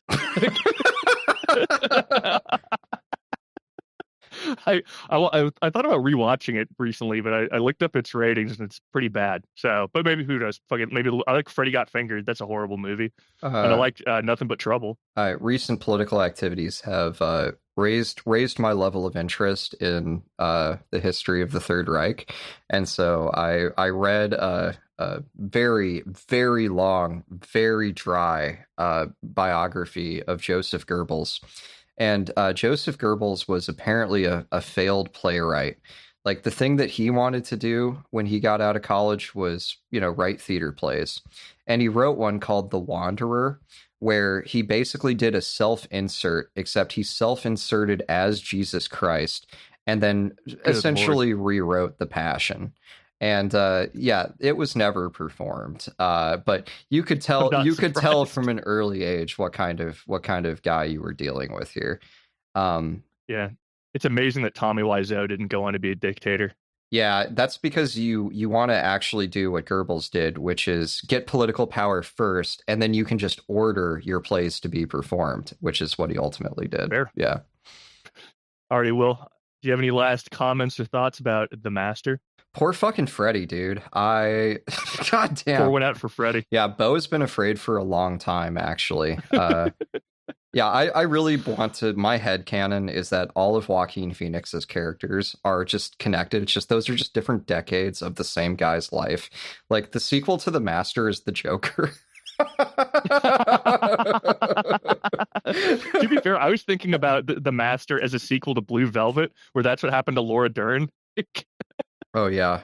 I literally, because it happened in like kind of a 50s setting, I literally had just this flash moment of imagining like Laura Dern just like walking off the set of Blue Velvet like over onto this set. And anyway, what was she's like the an name of the bad interloping guy in... like space traveling like I love Laura Dern. Yeah, agreed. Anyway, she's my best friend in real life.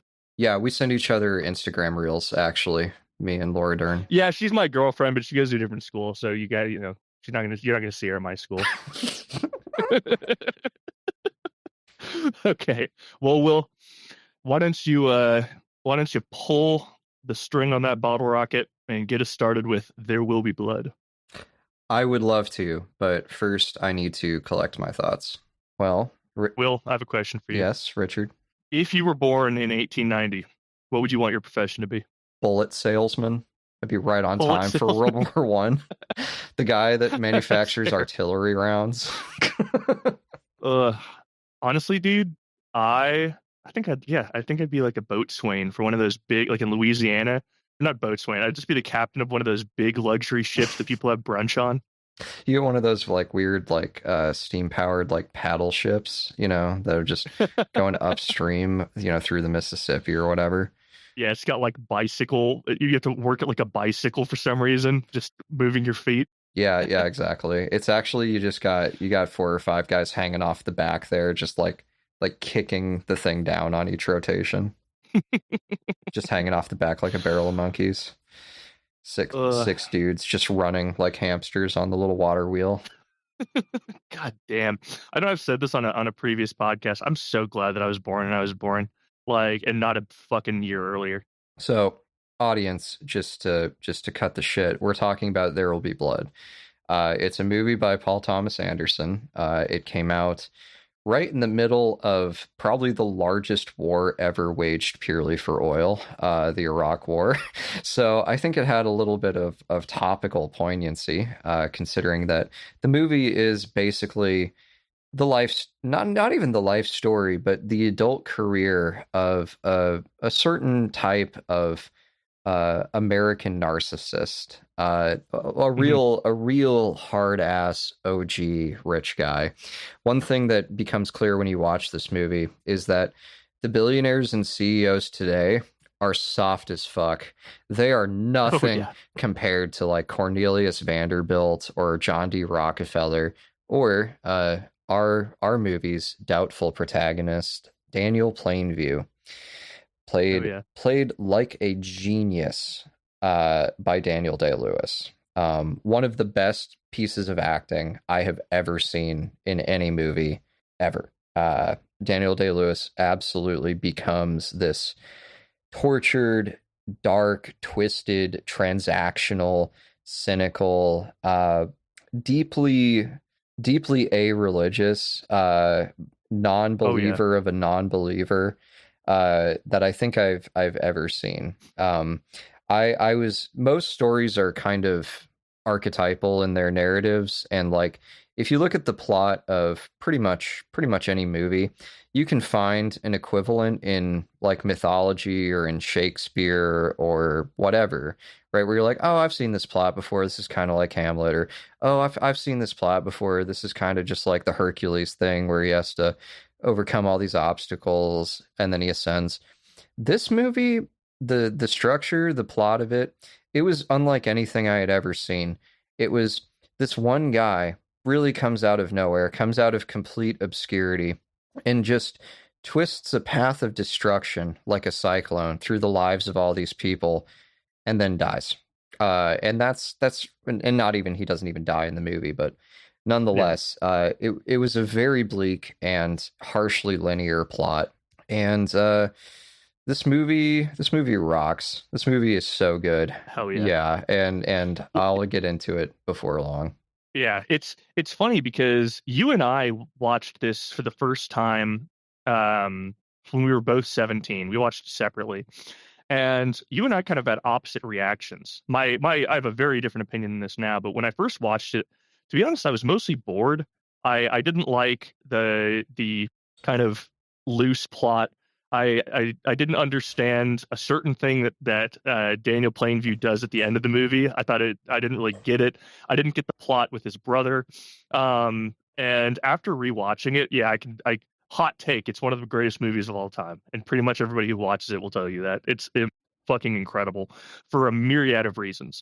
One of the first things that I wrote down is how much I like the intro, because it's just dry mining. It just feels really real, and it kind of like settles you into the period.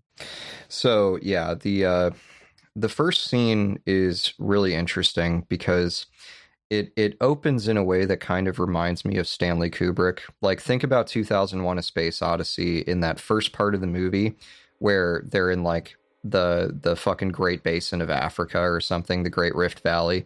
And there's all these like landscape shots, and then there's kind of like this high synth sound, like a tight whine, like a nee. I'll dub it in here. But it opens the same way in There Will Be Blood. There's the shot of this American Southwest landscape scene, which is full of like scrub and cactus and hills that are just like a sort of yellowish orange sand.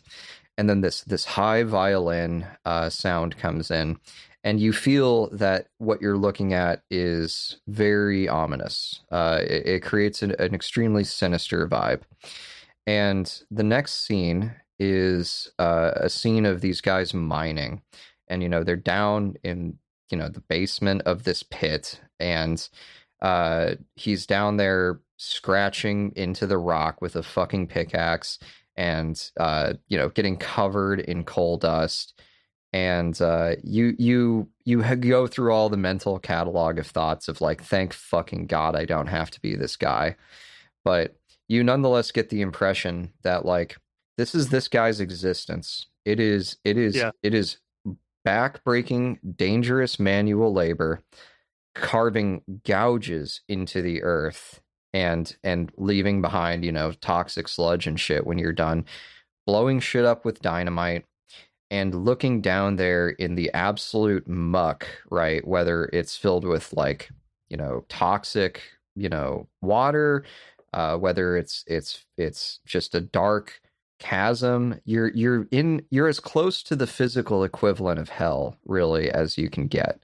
And you're down there and you're looking for fucking gold, or you're looking for oil. Mm-hmm. And you really, it's unbelievable to consider what work conditions were like for these guys, right? Like this is taking place at a time when like miners' rebellions are happening in places like West Virginia, where miners that try and unionize are getting shot by private armies called the Pinkertons. And this guy is out there by his fucking self, and trying to dig a 40-foot hole in the earth and find gold in it. And you're like, wow. And so I think that's PTA's way of saying like, listen, before you judge this guy, and we're all about to massively fucking judge this guy, this is what he comes out of. This is his reality. One of the first notes I wrote was that Daniel Plainview is just too fucking angry to die.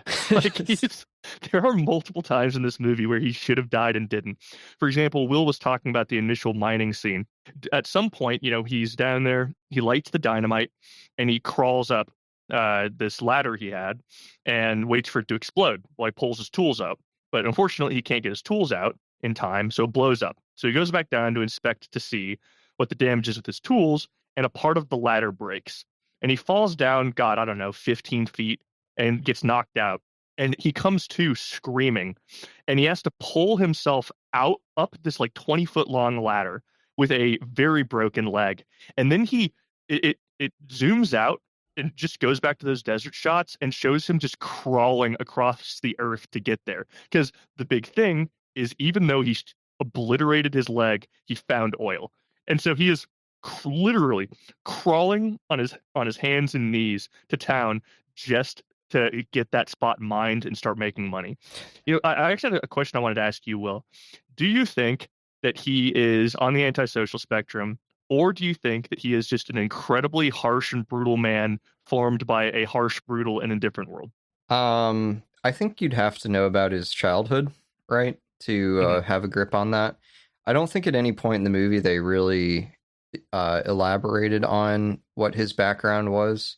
So it's not clear. The movie starts with him being like 30 or 40 years old ish. Yeah. And I think that, harsh conditions can turn people into functional psychopaths, and it happens all the time in conditions of war or counterinsurgency or whatever. Like, you can train people to be ruthless. Market forces can make people ruthless. Like, in the scene that Richard described where he falls off the ladder and breaks his leg, first of all, before that happens, you're looking at it like, wow, this would be like the worst day of my life. And then he breaks his leg. And you're like, oh my God, how's he going to survive this? But one of the greatest details is that as he is laying at the bottom of this 40-foot hole with a broken ass leg, like, from that position, it's not even clear that he's going to live. Right? Like, that might be the end of the road for his ass, because the ladder's broken and he's got a broken leg. So, but nonetheless, while he's down there, he stops to look for anything valuable, and he finds this rock and he spits on it and rubs it, and he realizes it's gold. And it's a big rock too. It's like the size of his whole hand. And he, as he is pulling himself back up the broken ladder with his broken leg, puts that rock in like his bucket that he's pulling up with him. And it's like, that is how committed to fucking money he is.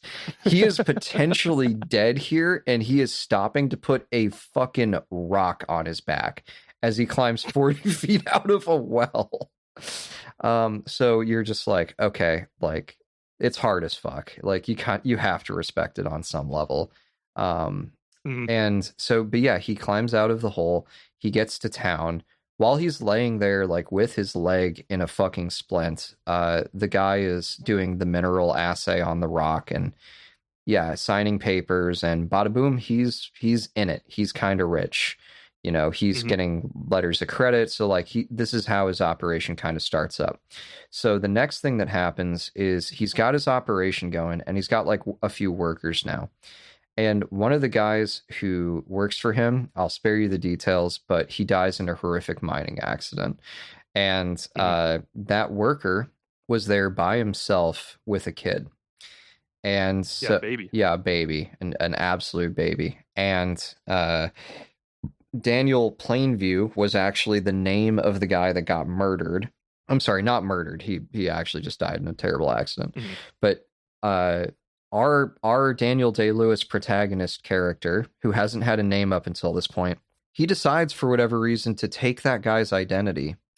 Actually, are you sure about that? I think that his name is Daniel Plainview, because he talks to his quote unquote brother a lot, and he's like recalling stories about his childhood. And the reason why the brother was able to find him is because of his last name. He knew him as Daniel Plainview. They grew up together, allegedly.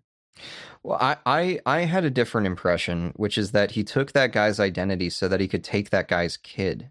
Because otherwise, how does he end up with custody of the kid? I mean, it's the Old West, dude. You could just put a baby in your luggage, put a baby in your horse saddle and ride away with it. Now it's your kid. Like, this is my baby. Fuck it. Who cares?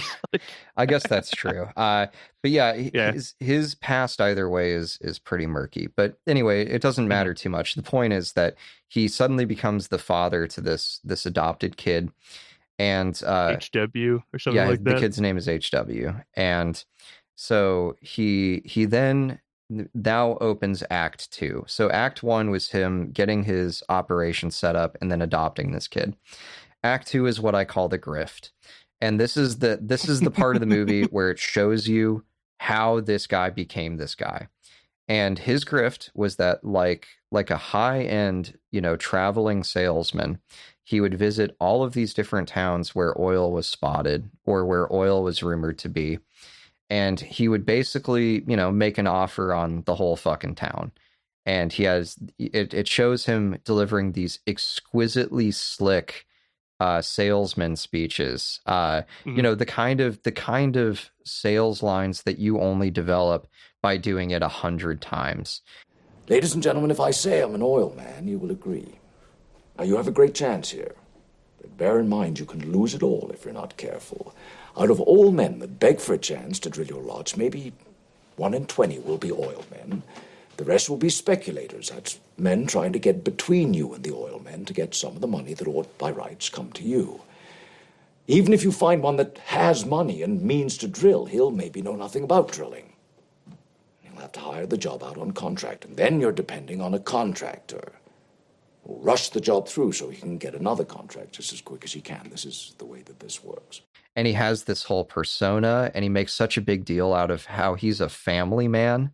And he gestures to his son, HW, says he's my business partner, my wife, she tragically died. That's why I said he had stolen that guy's identity, is because he had a made up wife. The kid wasn't really ever his kid, and he kind of acts that way the whole movie. But regardless, he finds various ways to scam people out of the true value of the land that they have. And he does that over and over and over, using his quote unquote son as a prop, right? One of the earliest indicators that you're dealing with a complete narcissist, if not a psychopath as well, is that he doesn't ever prioritize any of his son's desires or wants. He just pulls his kid as if on a leash, from his first thing to his next thing to his next thing. And it's clear that he used the kid as a sales tactic, because the public doesn't trust single men because they're too ruthless, right? And so here's what happened. One of the world's most ruthless men knew that the community would see him as ruthless if he didn't have, some kind of family backstory. And so he ruthlessly appropriated someone else's kid and ruthlessly lied about his status as a family man. And that reassured them, right? So it's pure Machiavellian shit. And also, I gotta say, real quick, shout out to whoever played HW, a surprisingly good child actor. He felt incredibly real. Yes. Good acting all throughout this movie. And at this point, I want to talk about a theme or a pattern in PTA, which is one of the most common PTA characters is just a guy trying to make it in America with his one big weird thing. And I'll give you some examples. So in The Master, it's Lancaster Dodd. He's like, I got my one big weird thing, which is Scientology. In Magnolia, it's Tom Cruise teaching the seduce and destroy, getting laid. Him playing Andrew Tate. Yeah, playing a pickup artist. In Boogie Nights, it's Mark Wahlberg's humongous penis, right? He's like, this is the only gift that God gave me, and then I'm a star. Yeah, I'm a big, beautiful star. And then in There Will Be Blood, it's this guy trying to rock the mineralogical foundations of America. So every PTA movie is about some desperate improvisation that some guy does in order to make it in America, and then that becomes his entire existence, right? So at this point in the movie, we meet one of the brothers. So another strange identity thing in this movie is that there's apparently a set of identical twins, one named Eli and one named Paul. And Paul, who's the older son, comes to Daniel Plainview when he's at his office working some big oil thing. and says, "Will you pay me money for information about where oil is?" And they haggle back and forth, but ultimately, Paul essentially sells out his own family and says, "If you go to my family's ranch, you can buy up their land, and they'll probably give it to you because they're really poor." And Daniel's like, "Here's $500, man." And then he goes down there, and he poses as a quail hunter. He pretends that him and his son are on a quail hunting trip so that they basically stumble across this guy's ranch house. And then when they're invited in, the conversation proceeds to, "Can I just buy this place? I love the quail." And at one point, one of the funny things that HW, the kid, is there for is, since this movie is completely and entirely about Daniel Day-Lewis, we need a way to hear his monologue. And so he's constantly explaining his thinking to his 7-year-old. You know, he's just like, "So then if we can get the pipeline, we'll do a deal with Union Oil, and that'll lock out Standard for a couple of years and allow us to consolidate. That's right. I agree. We consolidate." And meanwhile, this 7-year-old's just like, "Why am I here?" he even openly admits to this 7-year-old that he's grifting these people. He's like, it's what was it? The kid's like, are you going to pay him? And he's like, "We're going to pay him way less than we should. They're quail people." No, yeah, he's like, we'll give them quail prices, not oil prices. Quail prices, yeah.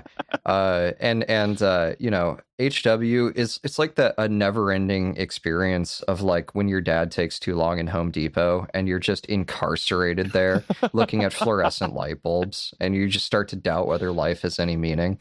That's kind of HW's pretty much 24/7 reality.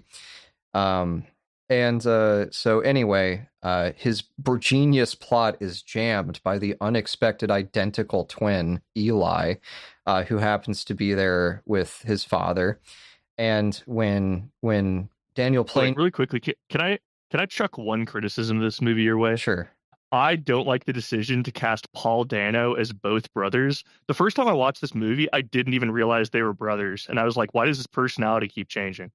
Like, it's a little confusing. And I know why PTA did it. It's because Paul Dano was not a particularly well-known actor at the time. And so originally, PTA wrote those as two separate parts.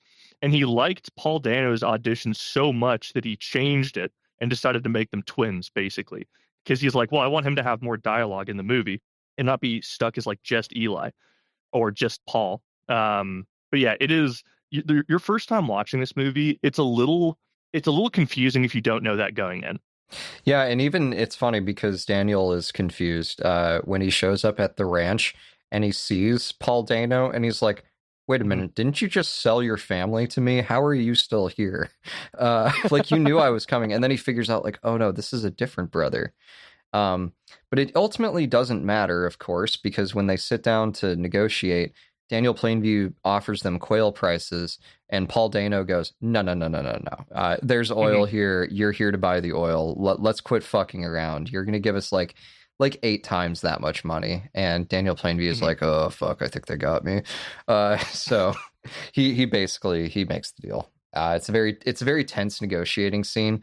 There's a lot of ultra close-ups of Daniel Plainview's just fucking jackal-eyed expression as he stares people down across the negotiating table. It's extremely fucking intimidating. Well, something to note is that Eli and Paul's father is named Abel.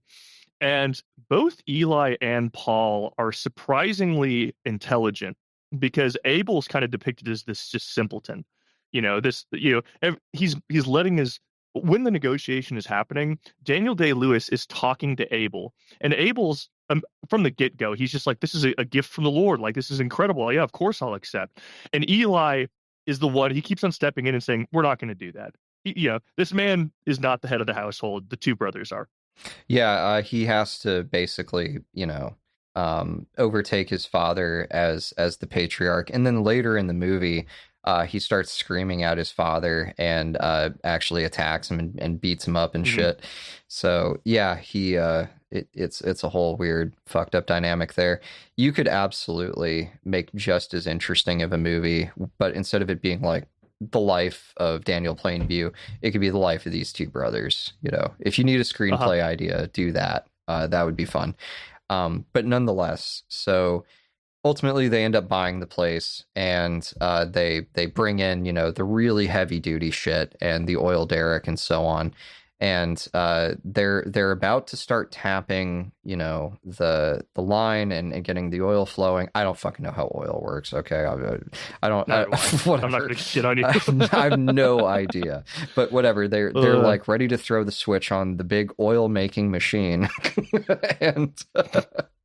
and pump all the dino juice out of the ground, when all of a sudden, as the whole town is gathered, Paul Dano, who it turns out is the minister of the Church of the Third Revelation, and we will get to the Church of the Third Revelation. Don't you worry. One of the greatest scenes of all time. Yeah, and one of the greatest scenes of all time. Yeah. This movie has so many. But anyway, so he basically jumps in front of the big ribbon cutting ceremony thing, and he tells Daniel that you have to have me bless the well. You have to basically bring the church up here and get the church's blessing, otherwise like the well will be cursed or whatever. And Daniel goes, man, fuck that. And he's just like, let's get this shit started. And they turn on the well, and it works, and everybody fucking claps. But the Paul Dano character is like, oh, you scumbag. And you're trying to block me out here. And so that sort of begins a serious rivalry between Daniel and the brother Eli. So that's the end of Act 2. Actually, the end of Act 2 is when 10 minutes later, there's an explosion at the well, and it deafens his son, HW, who gets launched by the blast and then can never hear again. And it also causes a fire that they have to put out by pushing little carts filled with dynamite up to the burning well, and then exploding it so powerfully that the vacuum wave forces all the oxygen out and cuts the fire. Well, speaking of greatest shots of all time, as that happens, Daniel Plainview is just on his knees watching this happen. And it is such an awesome shot. You have kind of the debris surrounding the oil deposit, and then this just pillar of fire in front of him that he's staring at. And it is visually so fucking awesome. Yeah, it reminded me of like Genie and the lamp imagery to a certain extent, because apparently when the genie comes out of the lamp, like in the original stories, it creates a pillar of flame a mile high, and demands to do your bidding. And so you could see in that scene, DDL, kneeling in the muck, right? And he's also completely covered in oil except for his eyes. And this is all at night. And so when you look at his face, all you see is this face coming out of the inky darkness. And then, like I said, just this jackal-eyed, hungry, ruthless and sinister fucking gaze as he's looking at this thing. But you can hear in his head, it's like, what just happened was a tragedy, right? Because a bunch of people were hurt. His son was, deafened and probably concussed, and now it's on fire, and everybody's freaking the fuck out because there's literally like rivers of fire running through the town. And he's looking at it like this is the greatest thing that's ever happened. That means there is so much fucking oil here. We are going to be so fucking rich. He's having that thought of like, we are going to be so fucking rich, when everybody else is like, my house is about to be burned down, or my best friend's about to be fucking incinerated or something. And it's such a powerful scene. It's like those Wall Street traders on the morning of 9/11 placing shorts on airline companies, and then just like having this thought simultaneously of like, yeah, I bet a bunch of my friends just died in the World Trade Center, and now I'm going to profit off of it. Yeah.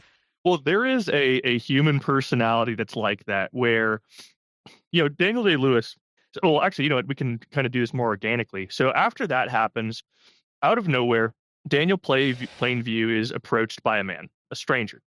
And it's outside of his little shabby house that he constructed near the oil well. And Daniel Day-Lewis is like, or Daniel Plainview is like, who the fuck are you? What are you doing here?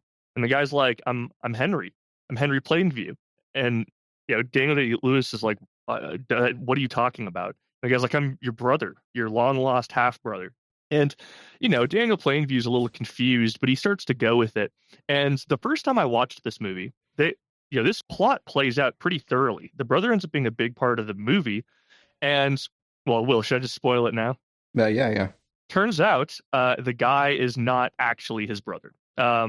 He is a guy who was an unsuccessful miner and ended up meeting another miner named Henry Plainview that claimed to be related to the Daniel Plainview, who is now making fuck you money. And so there's this awesome scene where there are a couple awesome scenes, including the brother. The first one is where Daniel Plainview kind of reflects on himself, right?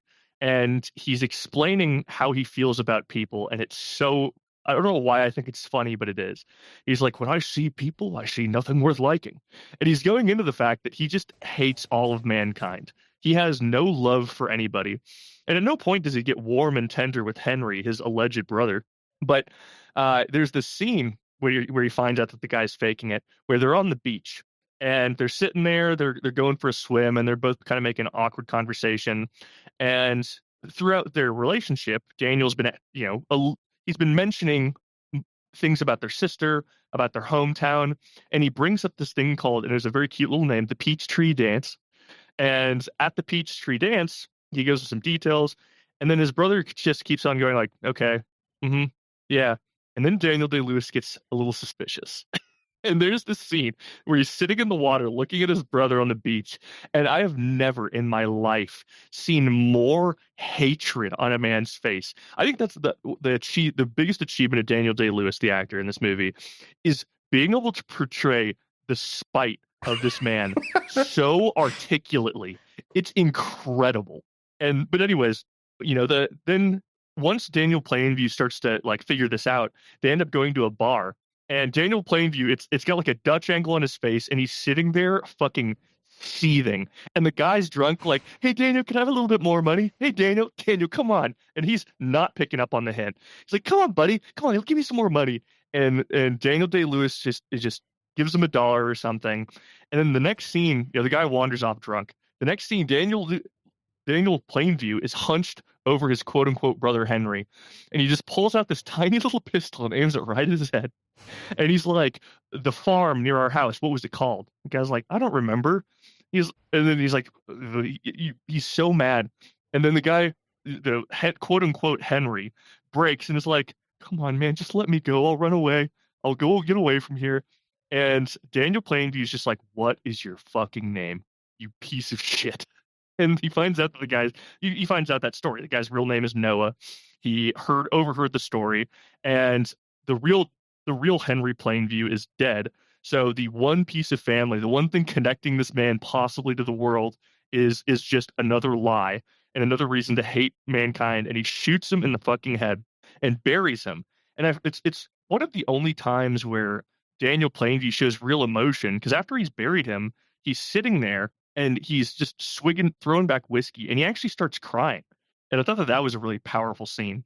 And that ends up leading to what Will and I referred to as the greatest scene of all time, because he wakes up to this guy named Bo. Wait. We've skipped 2 big plot points, so we gotta go back a little bit. Back. So the 2 big plot points we skipped are number 1, when it turned out that his kid was deaf and that he basically couldn't communicate with his kid. He dumped his kid with one of his employees on a train, and in the coldest way possible. Yeah. Like he doesn't tell HW what he's going to do. He gets on the train and is like, "Hey, we're going to go on a little trip." And as soon as the train's about to get going, he's like, "Oh, I need to go grab something real quick," and he just walks right off the train and lets it go off. While HW is just screaming at this window. It's so sad. Yeah, he leaves his kid with his number 2 guy, and the number 2 guy apparently takes the kid to some kind of boarding school for the deaf or whatever, where I'm sure he's treated very well. as kids from he has an older roommate. The 1900s were they did great in boarding school, especially for disabled kids. Those were ran great back then. So, but anyway, so then at least the kid's off screen for a bit, and the next thing that happens is that Eli comes back with a vengeance, and he basically accosts Daniel Plainview in the thoroughfare, and he says, you owe me all this money. You didn't let me bless the well. The shit lit on fire. It almost burned down the town. You have to fucking pay me. And Daniel Plainview, who has just fucking deported his own child, just comes over and just fucking pimp slaps him, just winds up and just cracks repeatedly him right on the fucking jaw, like he's hitting a tennis serve. And Paul Dano starts yelping like a big geek getting shoved down the fucking toilet, and and he just gets wailed on. And Daniel Day-Lewis just like shoves him into the muck and like pushes his face under the mud, and he just brutally manhandles him. And leaves him in the mud. And so now we can get to the scene where Richard wants to get to. So he wakes up and he meets a guy. I believe his name is I've got it here. Bandy. So that's probably his last name. But for context, he's been trying to buy up all the land that he can, mainly because at this point in time he has a higher ambition, where he wants to make an oil pipe that's attached to like sea deposits. And he needs this land to weave the pipe through it. And there's one stubborn old man who has not wanted to sell it to him, named Bandy. He made an initial offer, and Bandy was pissed off at him because Daniel Plainview never even bothered to visit. It felt very informal in a community that's pretty small town, and I imagine more straightforward. So after he has shot and killed Noah/Henry, he wakes up to being nudged by a gun, and it's Bandy. He's like, "Hey, heard you wanted to meet with me." Because by the way, he buried him on Bandy's property, and so he expresses to Daniel Plainview that he is open to an extent to selling the land, but he gives him one condition. He's like, "You need the blood of the lamb. You need to be baptized in the name of Jesus Christ." And Daniel Plainview's like, no, like I am, dude. Don't worry, I already am. Like this guy. No. They asked him. They asked him, what church do you belong to? And he goes, I enjoy all faiths equally. Like he gave basically the Genghis Khan answer when they asked him about religion. He's like, it's all great. Yeah, I love it all. And the guy says, no, you've been living in sin. And Daniel Plainview is like, well, what sins? With the sin of wanting to drill oil? And the guy holds up the gun. So Bandy probably didn't know who he murdered, but Bandy knows he murdered somebody. And now Daniel Plainview is like, he doesn't have any options, really. He has to do this, or his entire operation will go up in flames once again, because he is now a murderer. And so he goes to one of Eli's sermons, and this is after he beat the shit out of Eli. And Will, would you like to paint a portrait of this scene for the listeners? So when people talk about the old time religion, this is a pretty good example. So it's a white painted church house. It's got probably 2 rows of 6 pews, and there's just a little cross carved into the wall behind the altar. And up in the front is Eli. And what Eli is about to do is a miracle faith healing.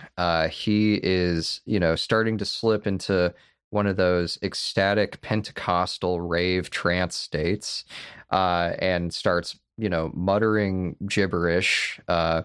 And he goes up to an old woman, and he kneels down and gets real close to her. And the whole crowd falls into like a hush. And he says, Nana here has been complaining of the arthritis in her thumbs, haven't you, Nana? And she goes, oh, yes, the arthritis is just terrible. And then... Why is her voice Mickey Mouse? I don't know. Jesus, can't I just do a voice? All right. Sorry, continue.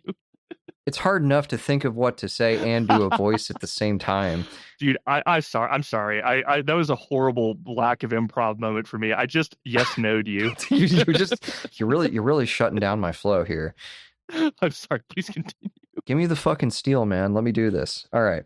So after explaining to everybody that Nana's had the arthritis for 30 years, he calls down Jesus Christ to cast out the demons, cast the demons out of her hands, because that's his explanation for why she has.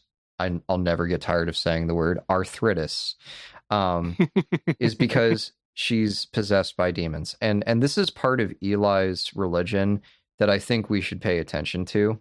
Is he really either does believe in demonic possession, or he at the very least makes the principle of demonic possession a really big part of how he thinks about God and Jesus and religion. Yeah. So he jumps up and screams and raves and has like a fight with a ghost, and then throws the ghost out with like a Kamehameha move, and like he's pouring out a bucket of water outside. Yeah, like the way that you would like throw a rug out the door or something. The third revelation is your spiritual guide.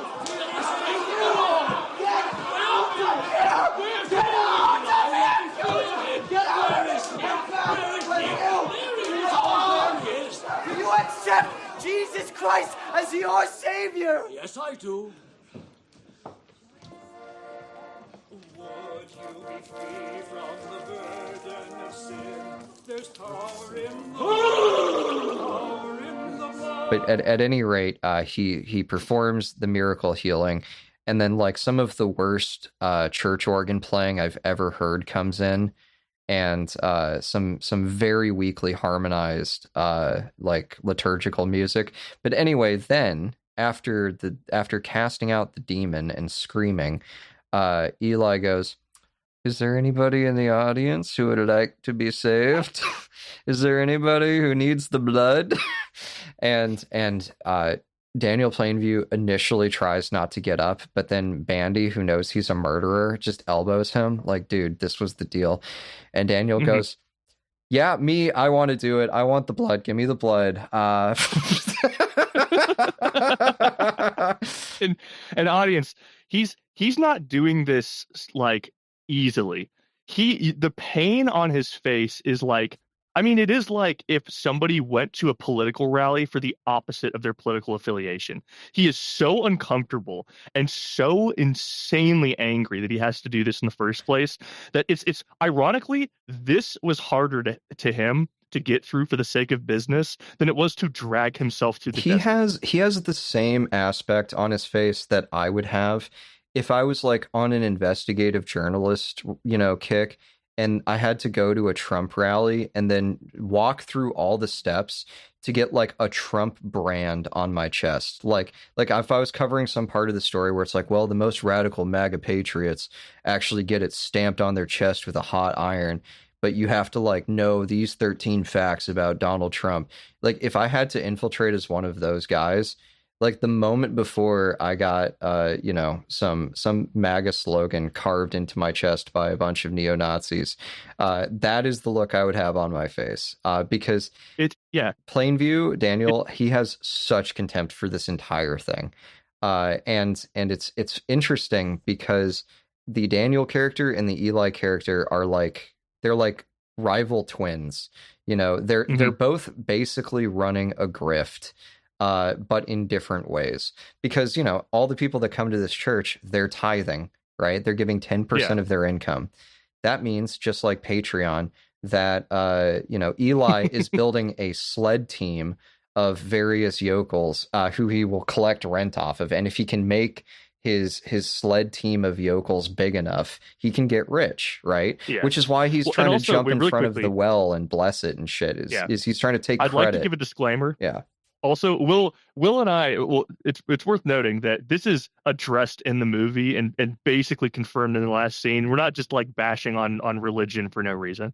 No, I mean this movie is basically fuck religion and fuck capitalism, as just being like two sides of the same basic grift. Like because Daniel, who's just an out and out, transactional businessman, he looks at Eli and he goes, Jesus Christ, like this guy's grift is impressive.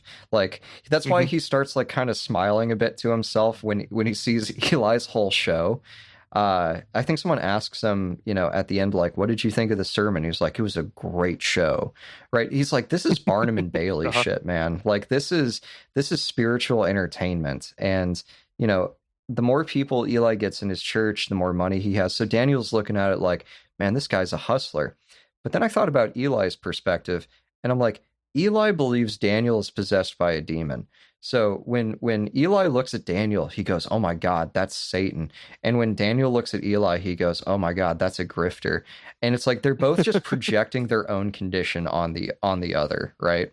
But then anyway, so Eli, starts his version of baptism, which is apparently doing a call and response game where he says, did you abandon your child? And Daniel Day-Lewis goes, no, I didn't abandon my child. He's like, say you abandoned your child. And he goes back and forth about this. And you see this look, again, the acting, it's just insane. But you see this look on Daniel Day-Lewis's face where he's like, I'm not getting out of this, and I'm not getting the pipeline if I don't just fully come unglued right now. And he just starts screaming, I abandoned my child! I abandoned my child! I abandoned my child! I've abandoned my son! You've come here, and you've brought good and wealth, but you have also brought your bad habits as a backslider.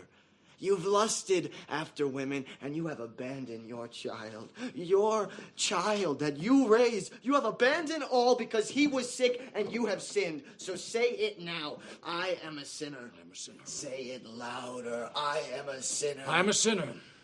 Louder, Daniel. I am a sinner. I am a sinner. I am sorry, Lord. I am sorry, Lord. I want the blood. I want the blood. You have abandoned your child. I've abandoned my child. I will never backslide. I will never backslide. I was lost, but now I am found. I was lost, but now I'm found. I have abandoned my child. Say it. I abandoned my child. Say it louder. Say it louder. I've abandoned my child. I've abandoned my child. I've abandoned my boy. Beg for the blood. Give me the blood, Eli. Let me get out of here. Give me the blood, Lord, and let me get away. Do you accept Jesus Christ as your Lord and Savior? Yes, I do. Get out of here, devil! Out, devil! Out, sin! Do you accept the church? So something that we've neglected to address is that up until this point, he is very, very, very sensitive of people criticizing his relationship with HW. And for example, at some point he's making a deal with some oil barons, and one of the guys mentions, hey, if you sell us all this land, we will make you rich enough to live out the rest of your life, and you can spend more time with your son. And the guy who's saying it says it just kind of offhandedly. I don't think he intended any offense, and it's not really an offensive thing to say. But Daniel Plainview basically says, like, hey, fuck you. I'm a good dad.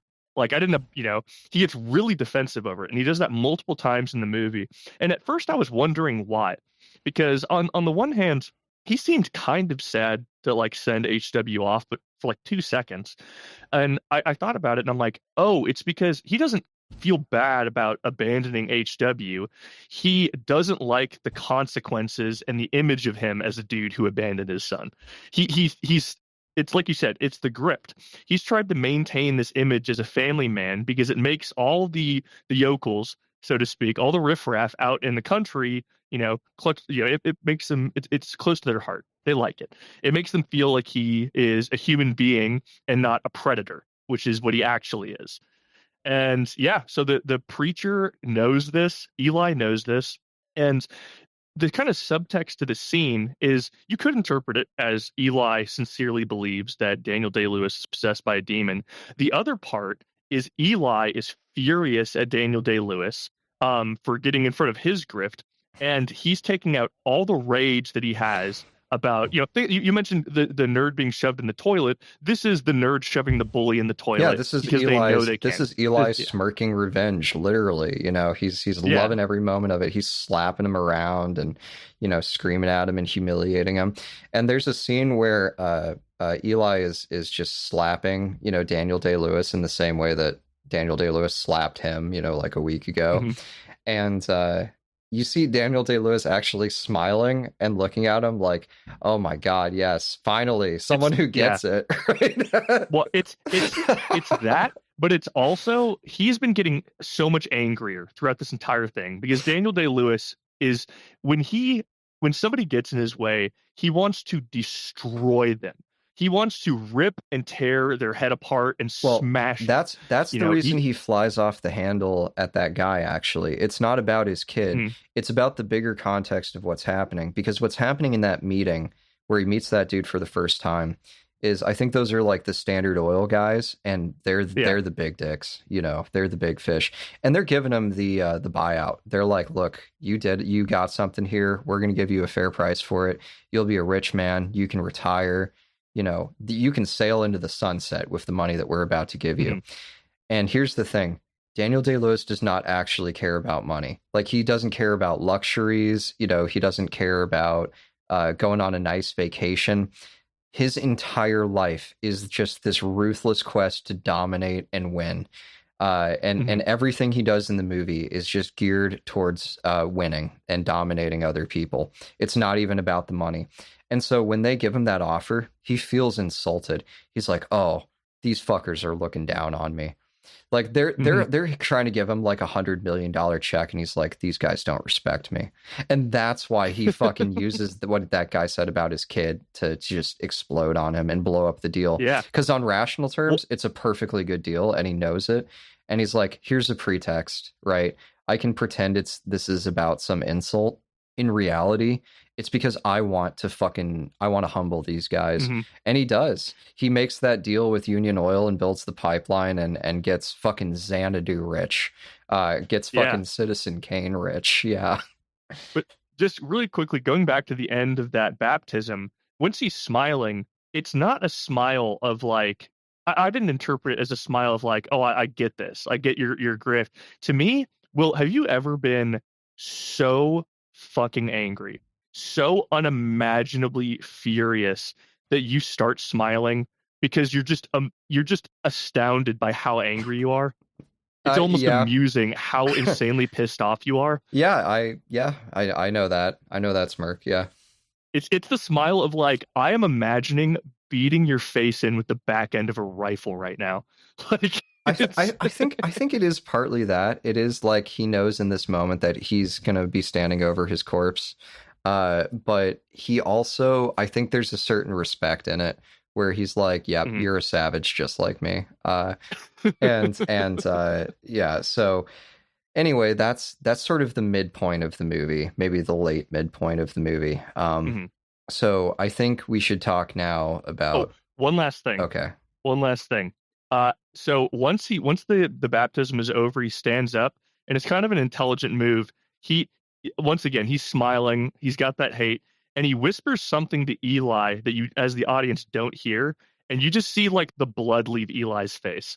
Like his expression immediately drops to like discomfort and fear.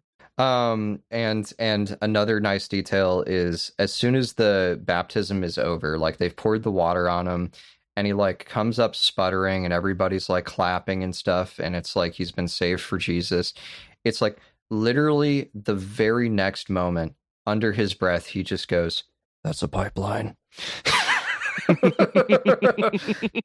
He's just like, done deal. And it is. All right, well, what happens next, Will? Okay, so now that the basic pattern of his grift gets laid out, he gets his son back, and his son also comes with a dude who can do sign language translating back and forth. And The next scene is a profoundly uncomfortable scene. It's where he's in a restaurant with his son HW. Oh, yeah. So they're at a high-end restaurant, and those same guys from Standard Oil come in and they grab a table away from them, and again, they just aim for absolute elementary pleasantries. They're just trying to be as hey, what's up? Just they're not trying to rock the boat. But there's this little thing that happens where when the Standard Oil guys come in and sit down, which would be like the CEOs of 8 companies coming into your restaurant all at once and taking the biggest table. Like, if you owned that restaurant, you would respond to that.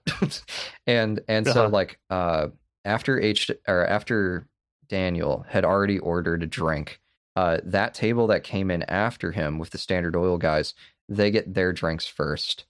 And that's what fires that insane look. That's what spins this whole like, gyroscopic animatronic character that he plays into motion, where he's just like, I can't believe those fuckers got their whiskey before me.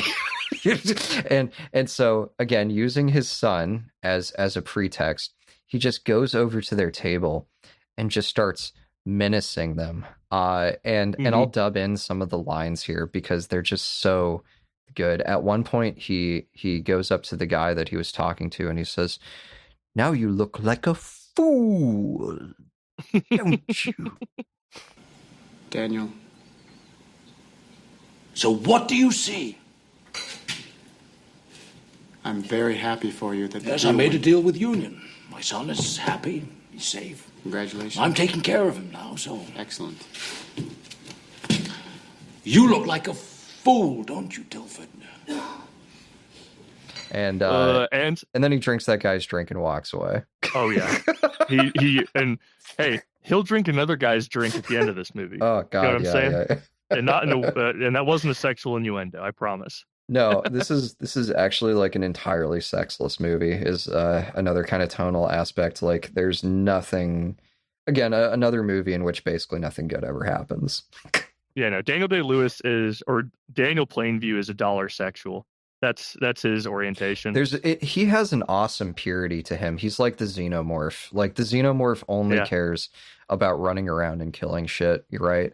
And Daniel Plainview, he only cares about winning, and he only cares about, drainage and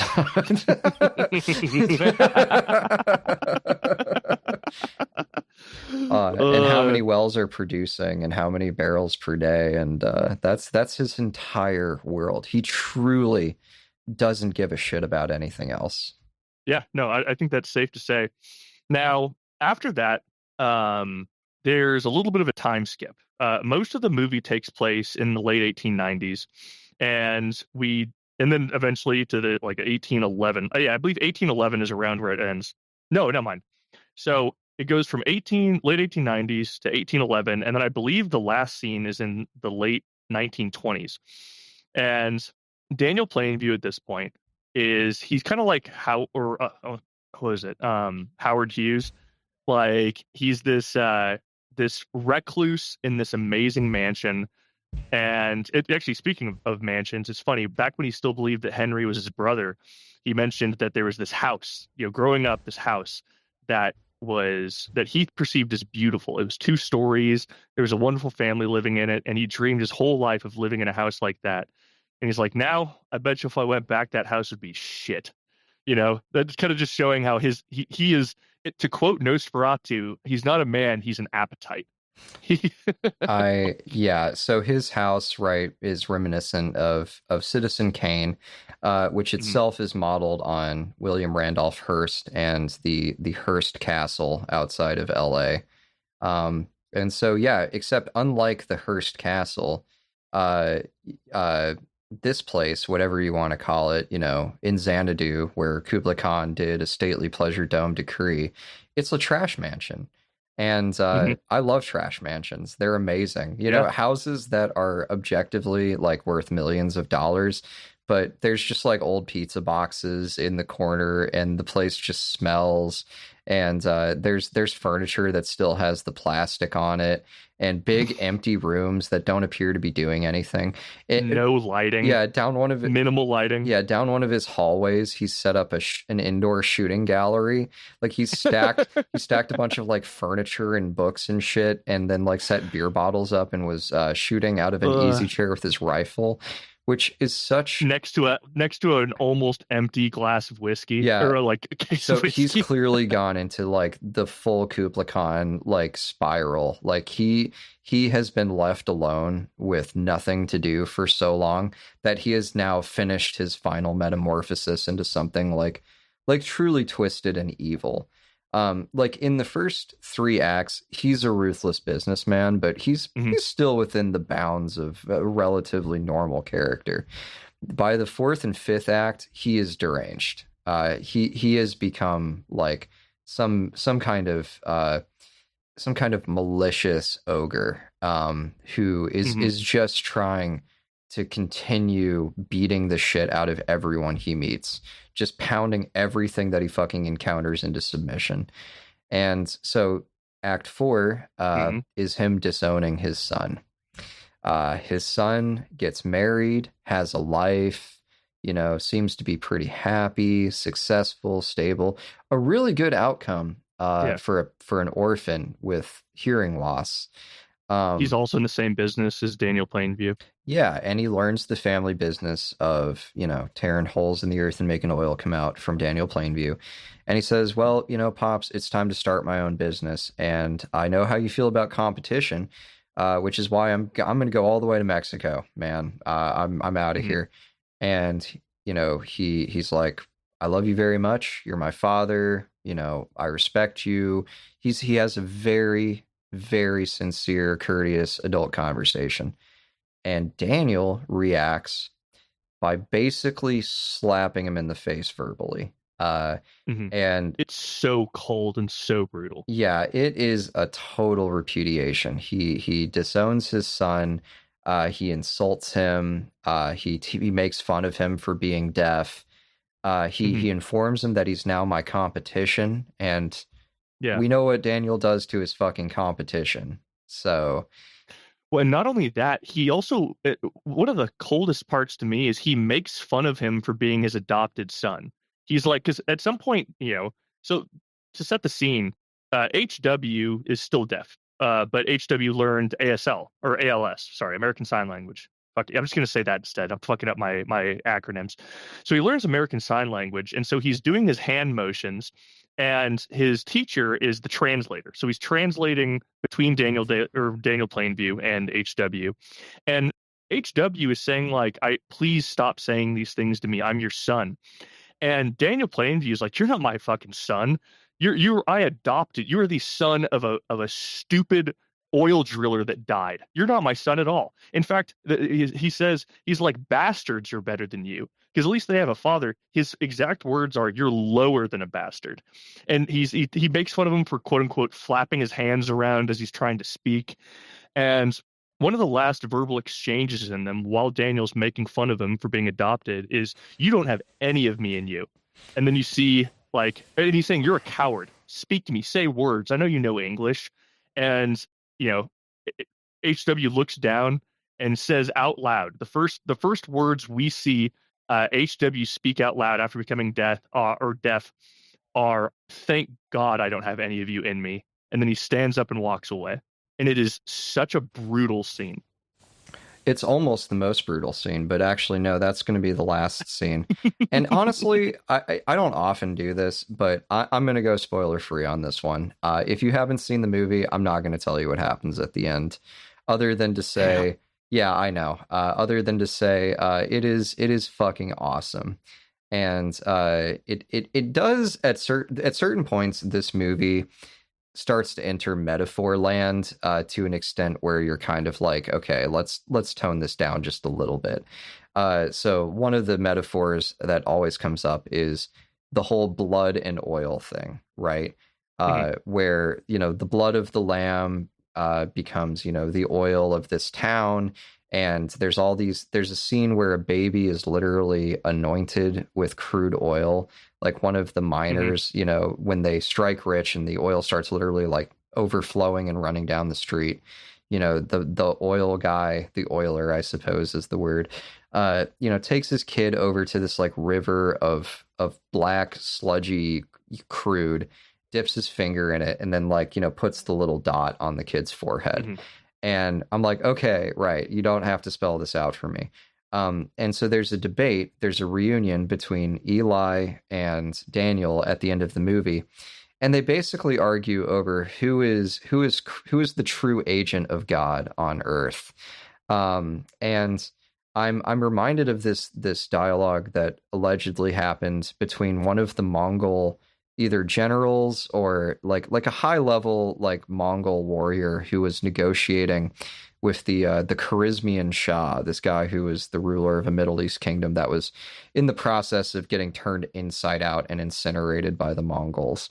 And he comes to the Mongol conqueror and he says, in the name of God, in the name of peace, stop. And the Mongol goes, what do you mean in the name of God? And he's like, well, God, peace, love, mercy, tenderness, compassion. And Genghis Khan is like, wait a minute, like, you believe God's all powerful, right? And the guy goes, well, yeah, of course. And it's like, so God is okay with everything that's happening. He goes, yeah, I suppose so. And he's like, so it looks like what God wants is for me to fucking destroy you because that's what's happening. If God had wanted you to live, why did he create me? It's funny. There was you might know the name of these people. I haven't done the research recently, but there's an episode that I've considered starting to research so we can do it in the future is the Viking invasion of England, the initial one in like 880 or something, because there's a lot of good stories there. And I don't remember his name, but there was one Viking, because oftentimes they would have like war bands. Obviously, it wasn't one unified force. And one of the leaders of this war band go and they're about to take, I think it's Wessex, and he ends up having a dialogue with the king, and the king mentions to him, they see all the books, right? And the king, in a pretty clever moment, is like, dude, if you leave us alone for the time being, I'll teach you how to do something called reading.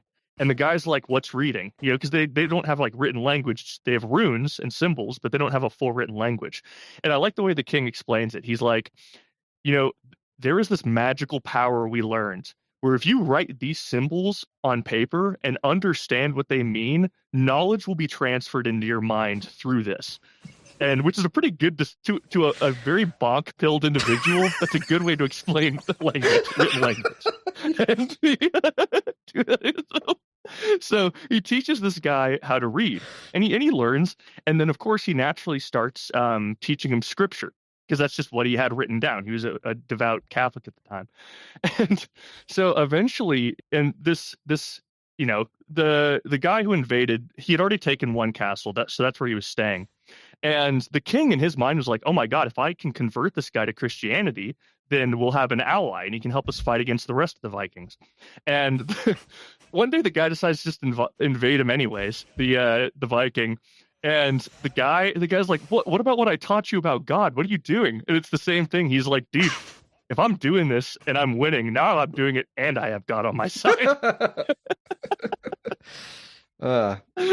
Yeah, so I gotta look up those names before we ever do anything like that. But yeah. I have no footnotes for anything I just said. This is a type of conversation that recurs throughout history, I think is the point. Yeah, so and I guess we'll end with the plot analysis there. But I mean, what does this movie mean to you, Richard? Like, what did you take away from this shit? That is a good question. Like all of Paul Thomas Anderson's movies, the plot was odd. It's structured oddly. And something after watching the Master and then the next day watching There Will Be Blood, I kind of had a realization about Paul Thomas Anderson. And it was, why are his movies so, I don't know how to phrase it. Why do they kind of lack momentum? Not in a bad way, but why don't they follow the structure of a traditional plot? And the conclusion that I came to is that Paul Thomas Anderson doesn't care as much about plots as he does characters. And I think that that is what makes his movies so unique and good. Like when Paul Thomas Anderson decides to make a movie, he doesn't think of a plot and think, oh, I want to make that a movie. He thinks of a character that he's read about or that he's seen in life. For example, in The Master, it was a World War II soldier that he heard talk about drinking fuel. And then for this, it's because I think he read oil or something. But he makes these movies and then just thinks of interactions that those people would organically have. And then he starts weaving that together over time. And I guess the conclusion that I came to about both movies is, God damn it, I love Paul Thomas Anderson. I mean, yeah. He's only made two movies. He's only made two movies that I really didn't connect with that much, and that's Punch Drunk Love and Phantom Thread. I enjoyed Punch Drunk Love. I don't remember it too well. I think I only saw it once, but yeah, I thought Punch Drunk Love was okay. But yeah, Phantom Thread, which I think is the movie that he makes after The Master. Like 2016. Yeah, a bit of an L. I didn't really. I left me pretty cold. If anybody understands Phantom Thread, please leave a comment or write me. William Ingalls at substack.com if you understand Phantom Thread. Because it didn't do anything for me really. So yeah, I feel like, well, to be fair, I had the same feeling about Phantom Thread the first time, and I've only watched it once, that I did when I was 17 watching There Will Be Blood, which is that I'm bored. I'm just not connected to these characters. I don't like, I'm just kind of, I feel like the only reason I'm watching this movie is so I can tell somebody on a date that I did. But I kind of want to rewatch it now that that's the thing that I like about us doing these movie series, right? Is it's the first time I've ever watched a movie and taken notes. So I'm watching it with a lot more intention. So maybe I'll watch it in between our next episode and give a short review and if I think it got any better. Yeah, I mean, go for it. If I watch it like I watch these movies and take notes and shit. Yeah, go for it. You know, I'm not going to stop you. I think it would take some prodding to get me to watch Phantom Thread again. We should also say that One Battle After Another is now in theaters.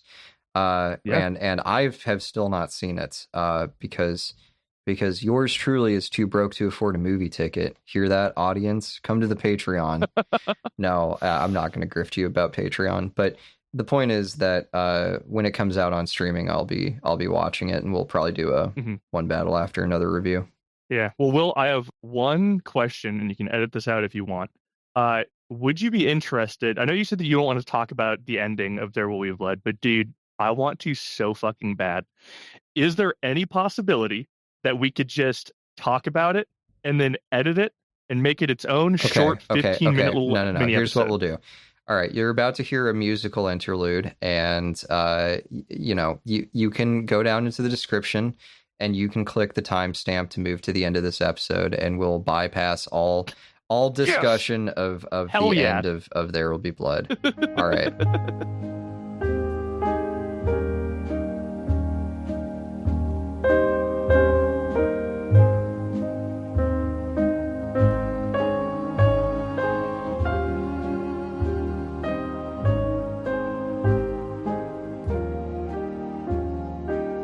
Okay, all right, we've given the audience 30 seconds to make up their mind or whatever. So, Richard, what do you want to? What happens after Eli and Daniel meet in the cellar? So let me set the scene. So Daniel Day-Lewis Daniel Plainview. God, I make that mistake way too often, but who gives a fuck? Daniel Plainview, after HW goes out, leaves, and their relationship has, at least as far as I'm concerned, been completely severed.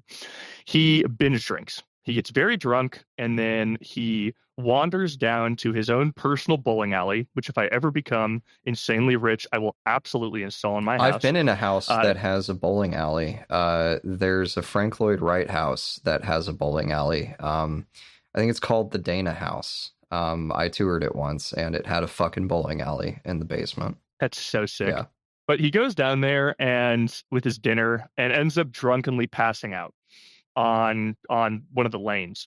And at some point, his, I don't know, butler, I guess, his butler or weird roommate comes over to him. It's his butler. And wakes him up and he's like, his manservant. His manservant. His very comfortable manservant wearing bathrobes. He comes down and tries to shake, Daniel Plainview. I'm just gonna call him Daniel, awake, and he says, "Hey, you have a visitor." And eventually, you figure out that it's Eli. And Eli is dressed up in nice, expensive clothes. He's wearing God drip. And he seriously is. He's got a big silver cross. He's got like a fitted suit, but it's black, religious. Yeah. Yeah. Yeah, he gives off the impression that he's made money since during this time. He is the Joel Osteen of 1919 or whatever. Yeah. Yeah, he's like a Billy Graham type. And eventually he shakes Daniel awake, and Daniel is hungover. He's already angry after years of isolation. He's basically, like you said, been whittled down to his purest core, which is just pure hatred. And Eli is speaking. It almost, I feel like Daniel Plainview saw it as like patronizing, because Eli talks to him as if they're old friends. In fact, he refers to Daniel as his old friend. Okay, I have to throw out one thing, right? So he's laying there like drunk and shit, and then he gets shook awake, and he turns and he looks and he sees Eli. And it's the exact way that like a sleeping anaconda would look if it slowly woke up and saw like a rabbit right in front of it. It was just like, It's like tasty. Exactly. and then you just watch him like necromantically just like get back up, right? And start to like laser beam eyeball this guy. Like, how am I gonna fucking get this dude? It's amazing he's to walking watch. like a ghoul. Yeah, it is He can so barely walk. reptilian. It is awesome. Yeah. And so Eli, obviously this whole time you're wondering, like, why the fuck is Eli visiting him? And Eli keeps on calling him his old friend. And then he gets to the point. He's like, I was thinking maybe we could engage in some more business ventures. Together. And Daniel's just nodding and smiling, because it's like you said, that rabbit is really pretending like it's my friend. And Daniel says, okay, you want to do this? Sure. I'm totally down to do it. We'll pay this amount of money. And I just have one request. I need you to say, I am a false prophet. God is a superstition. And initially Eli's like, no, no, I can't. I don't know why we'd have to be so obtuse, Daniel. And then this is the part to me that convinced me that Eli was not particularly authentic, that he was just a grifter. He does it. He starts announcing it. And I noticed an interesting parallel, because Daniel Day-Lewis says, no, Stan, use it like you're preaching, yell. He does the reverse of what Eli does during his baptism, where Eli insisted that Daniel get on his knees, and he told him to speak up. And Daniel he told Eli that he needs to stand up and speak with this booming voice. So he says it, he repeats it over and over and over again, and Daniel looks like he's about to bust. He is loving he's milking every second out of it that he can. He is being so self-indulgent. And then, Will, what news does he inform Eli of immediately following that? Those fields are dry.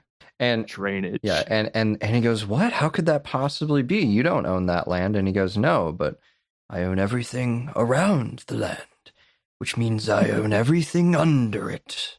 Daniel. Drainage, Eli, you boy. Drain dry. I'm so sorry. If you have a milkshake, and I have a milkshake, and I have a straw, there it is. That's a straw, you see.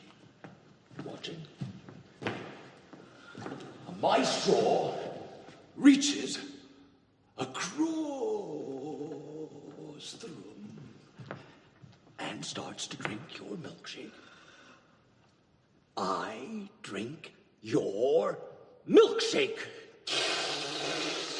I drink it up. Don't bully me, Daniel. Drainage.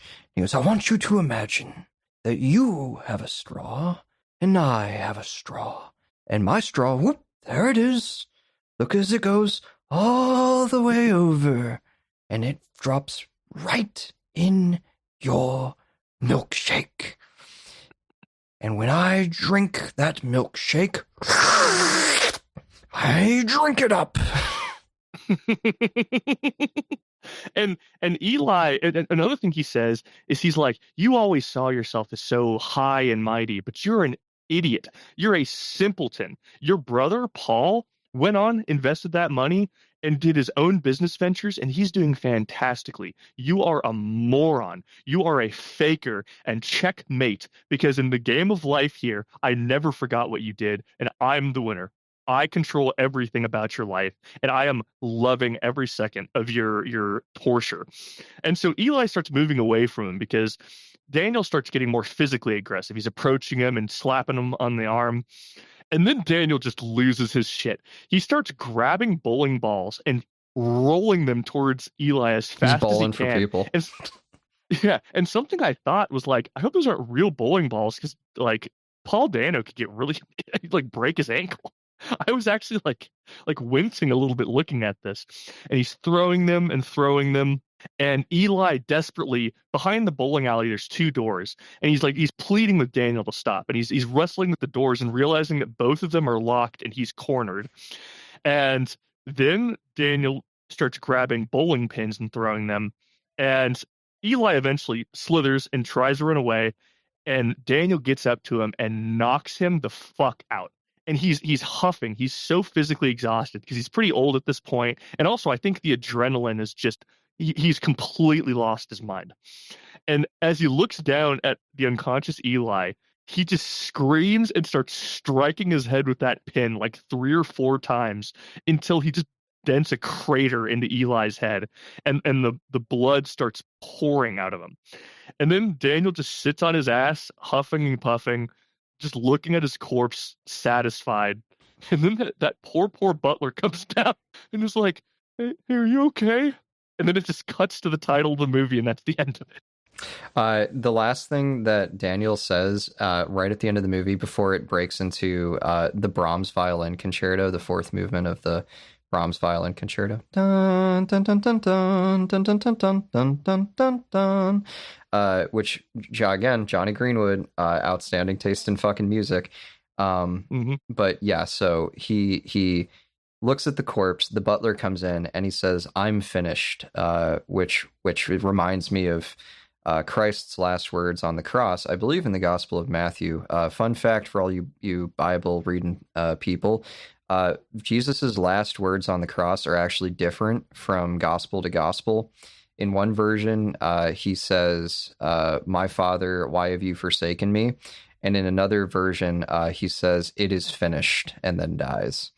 And so when Daniel Plainview says, "I'm finished," it reminds me of the "it is finished" at the end of the crucifixion, especially because in the minute or two before that, one of the things that Daniel is screaming about as he's chasing Eli around his bowling alley is how I am the third revelation.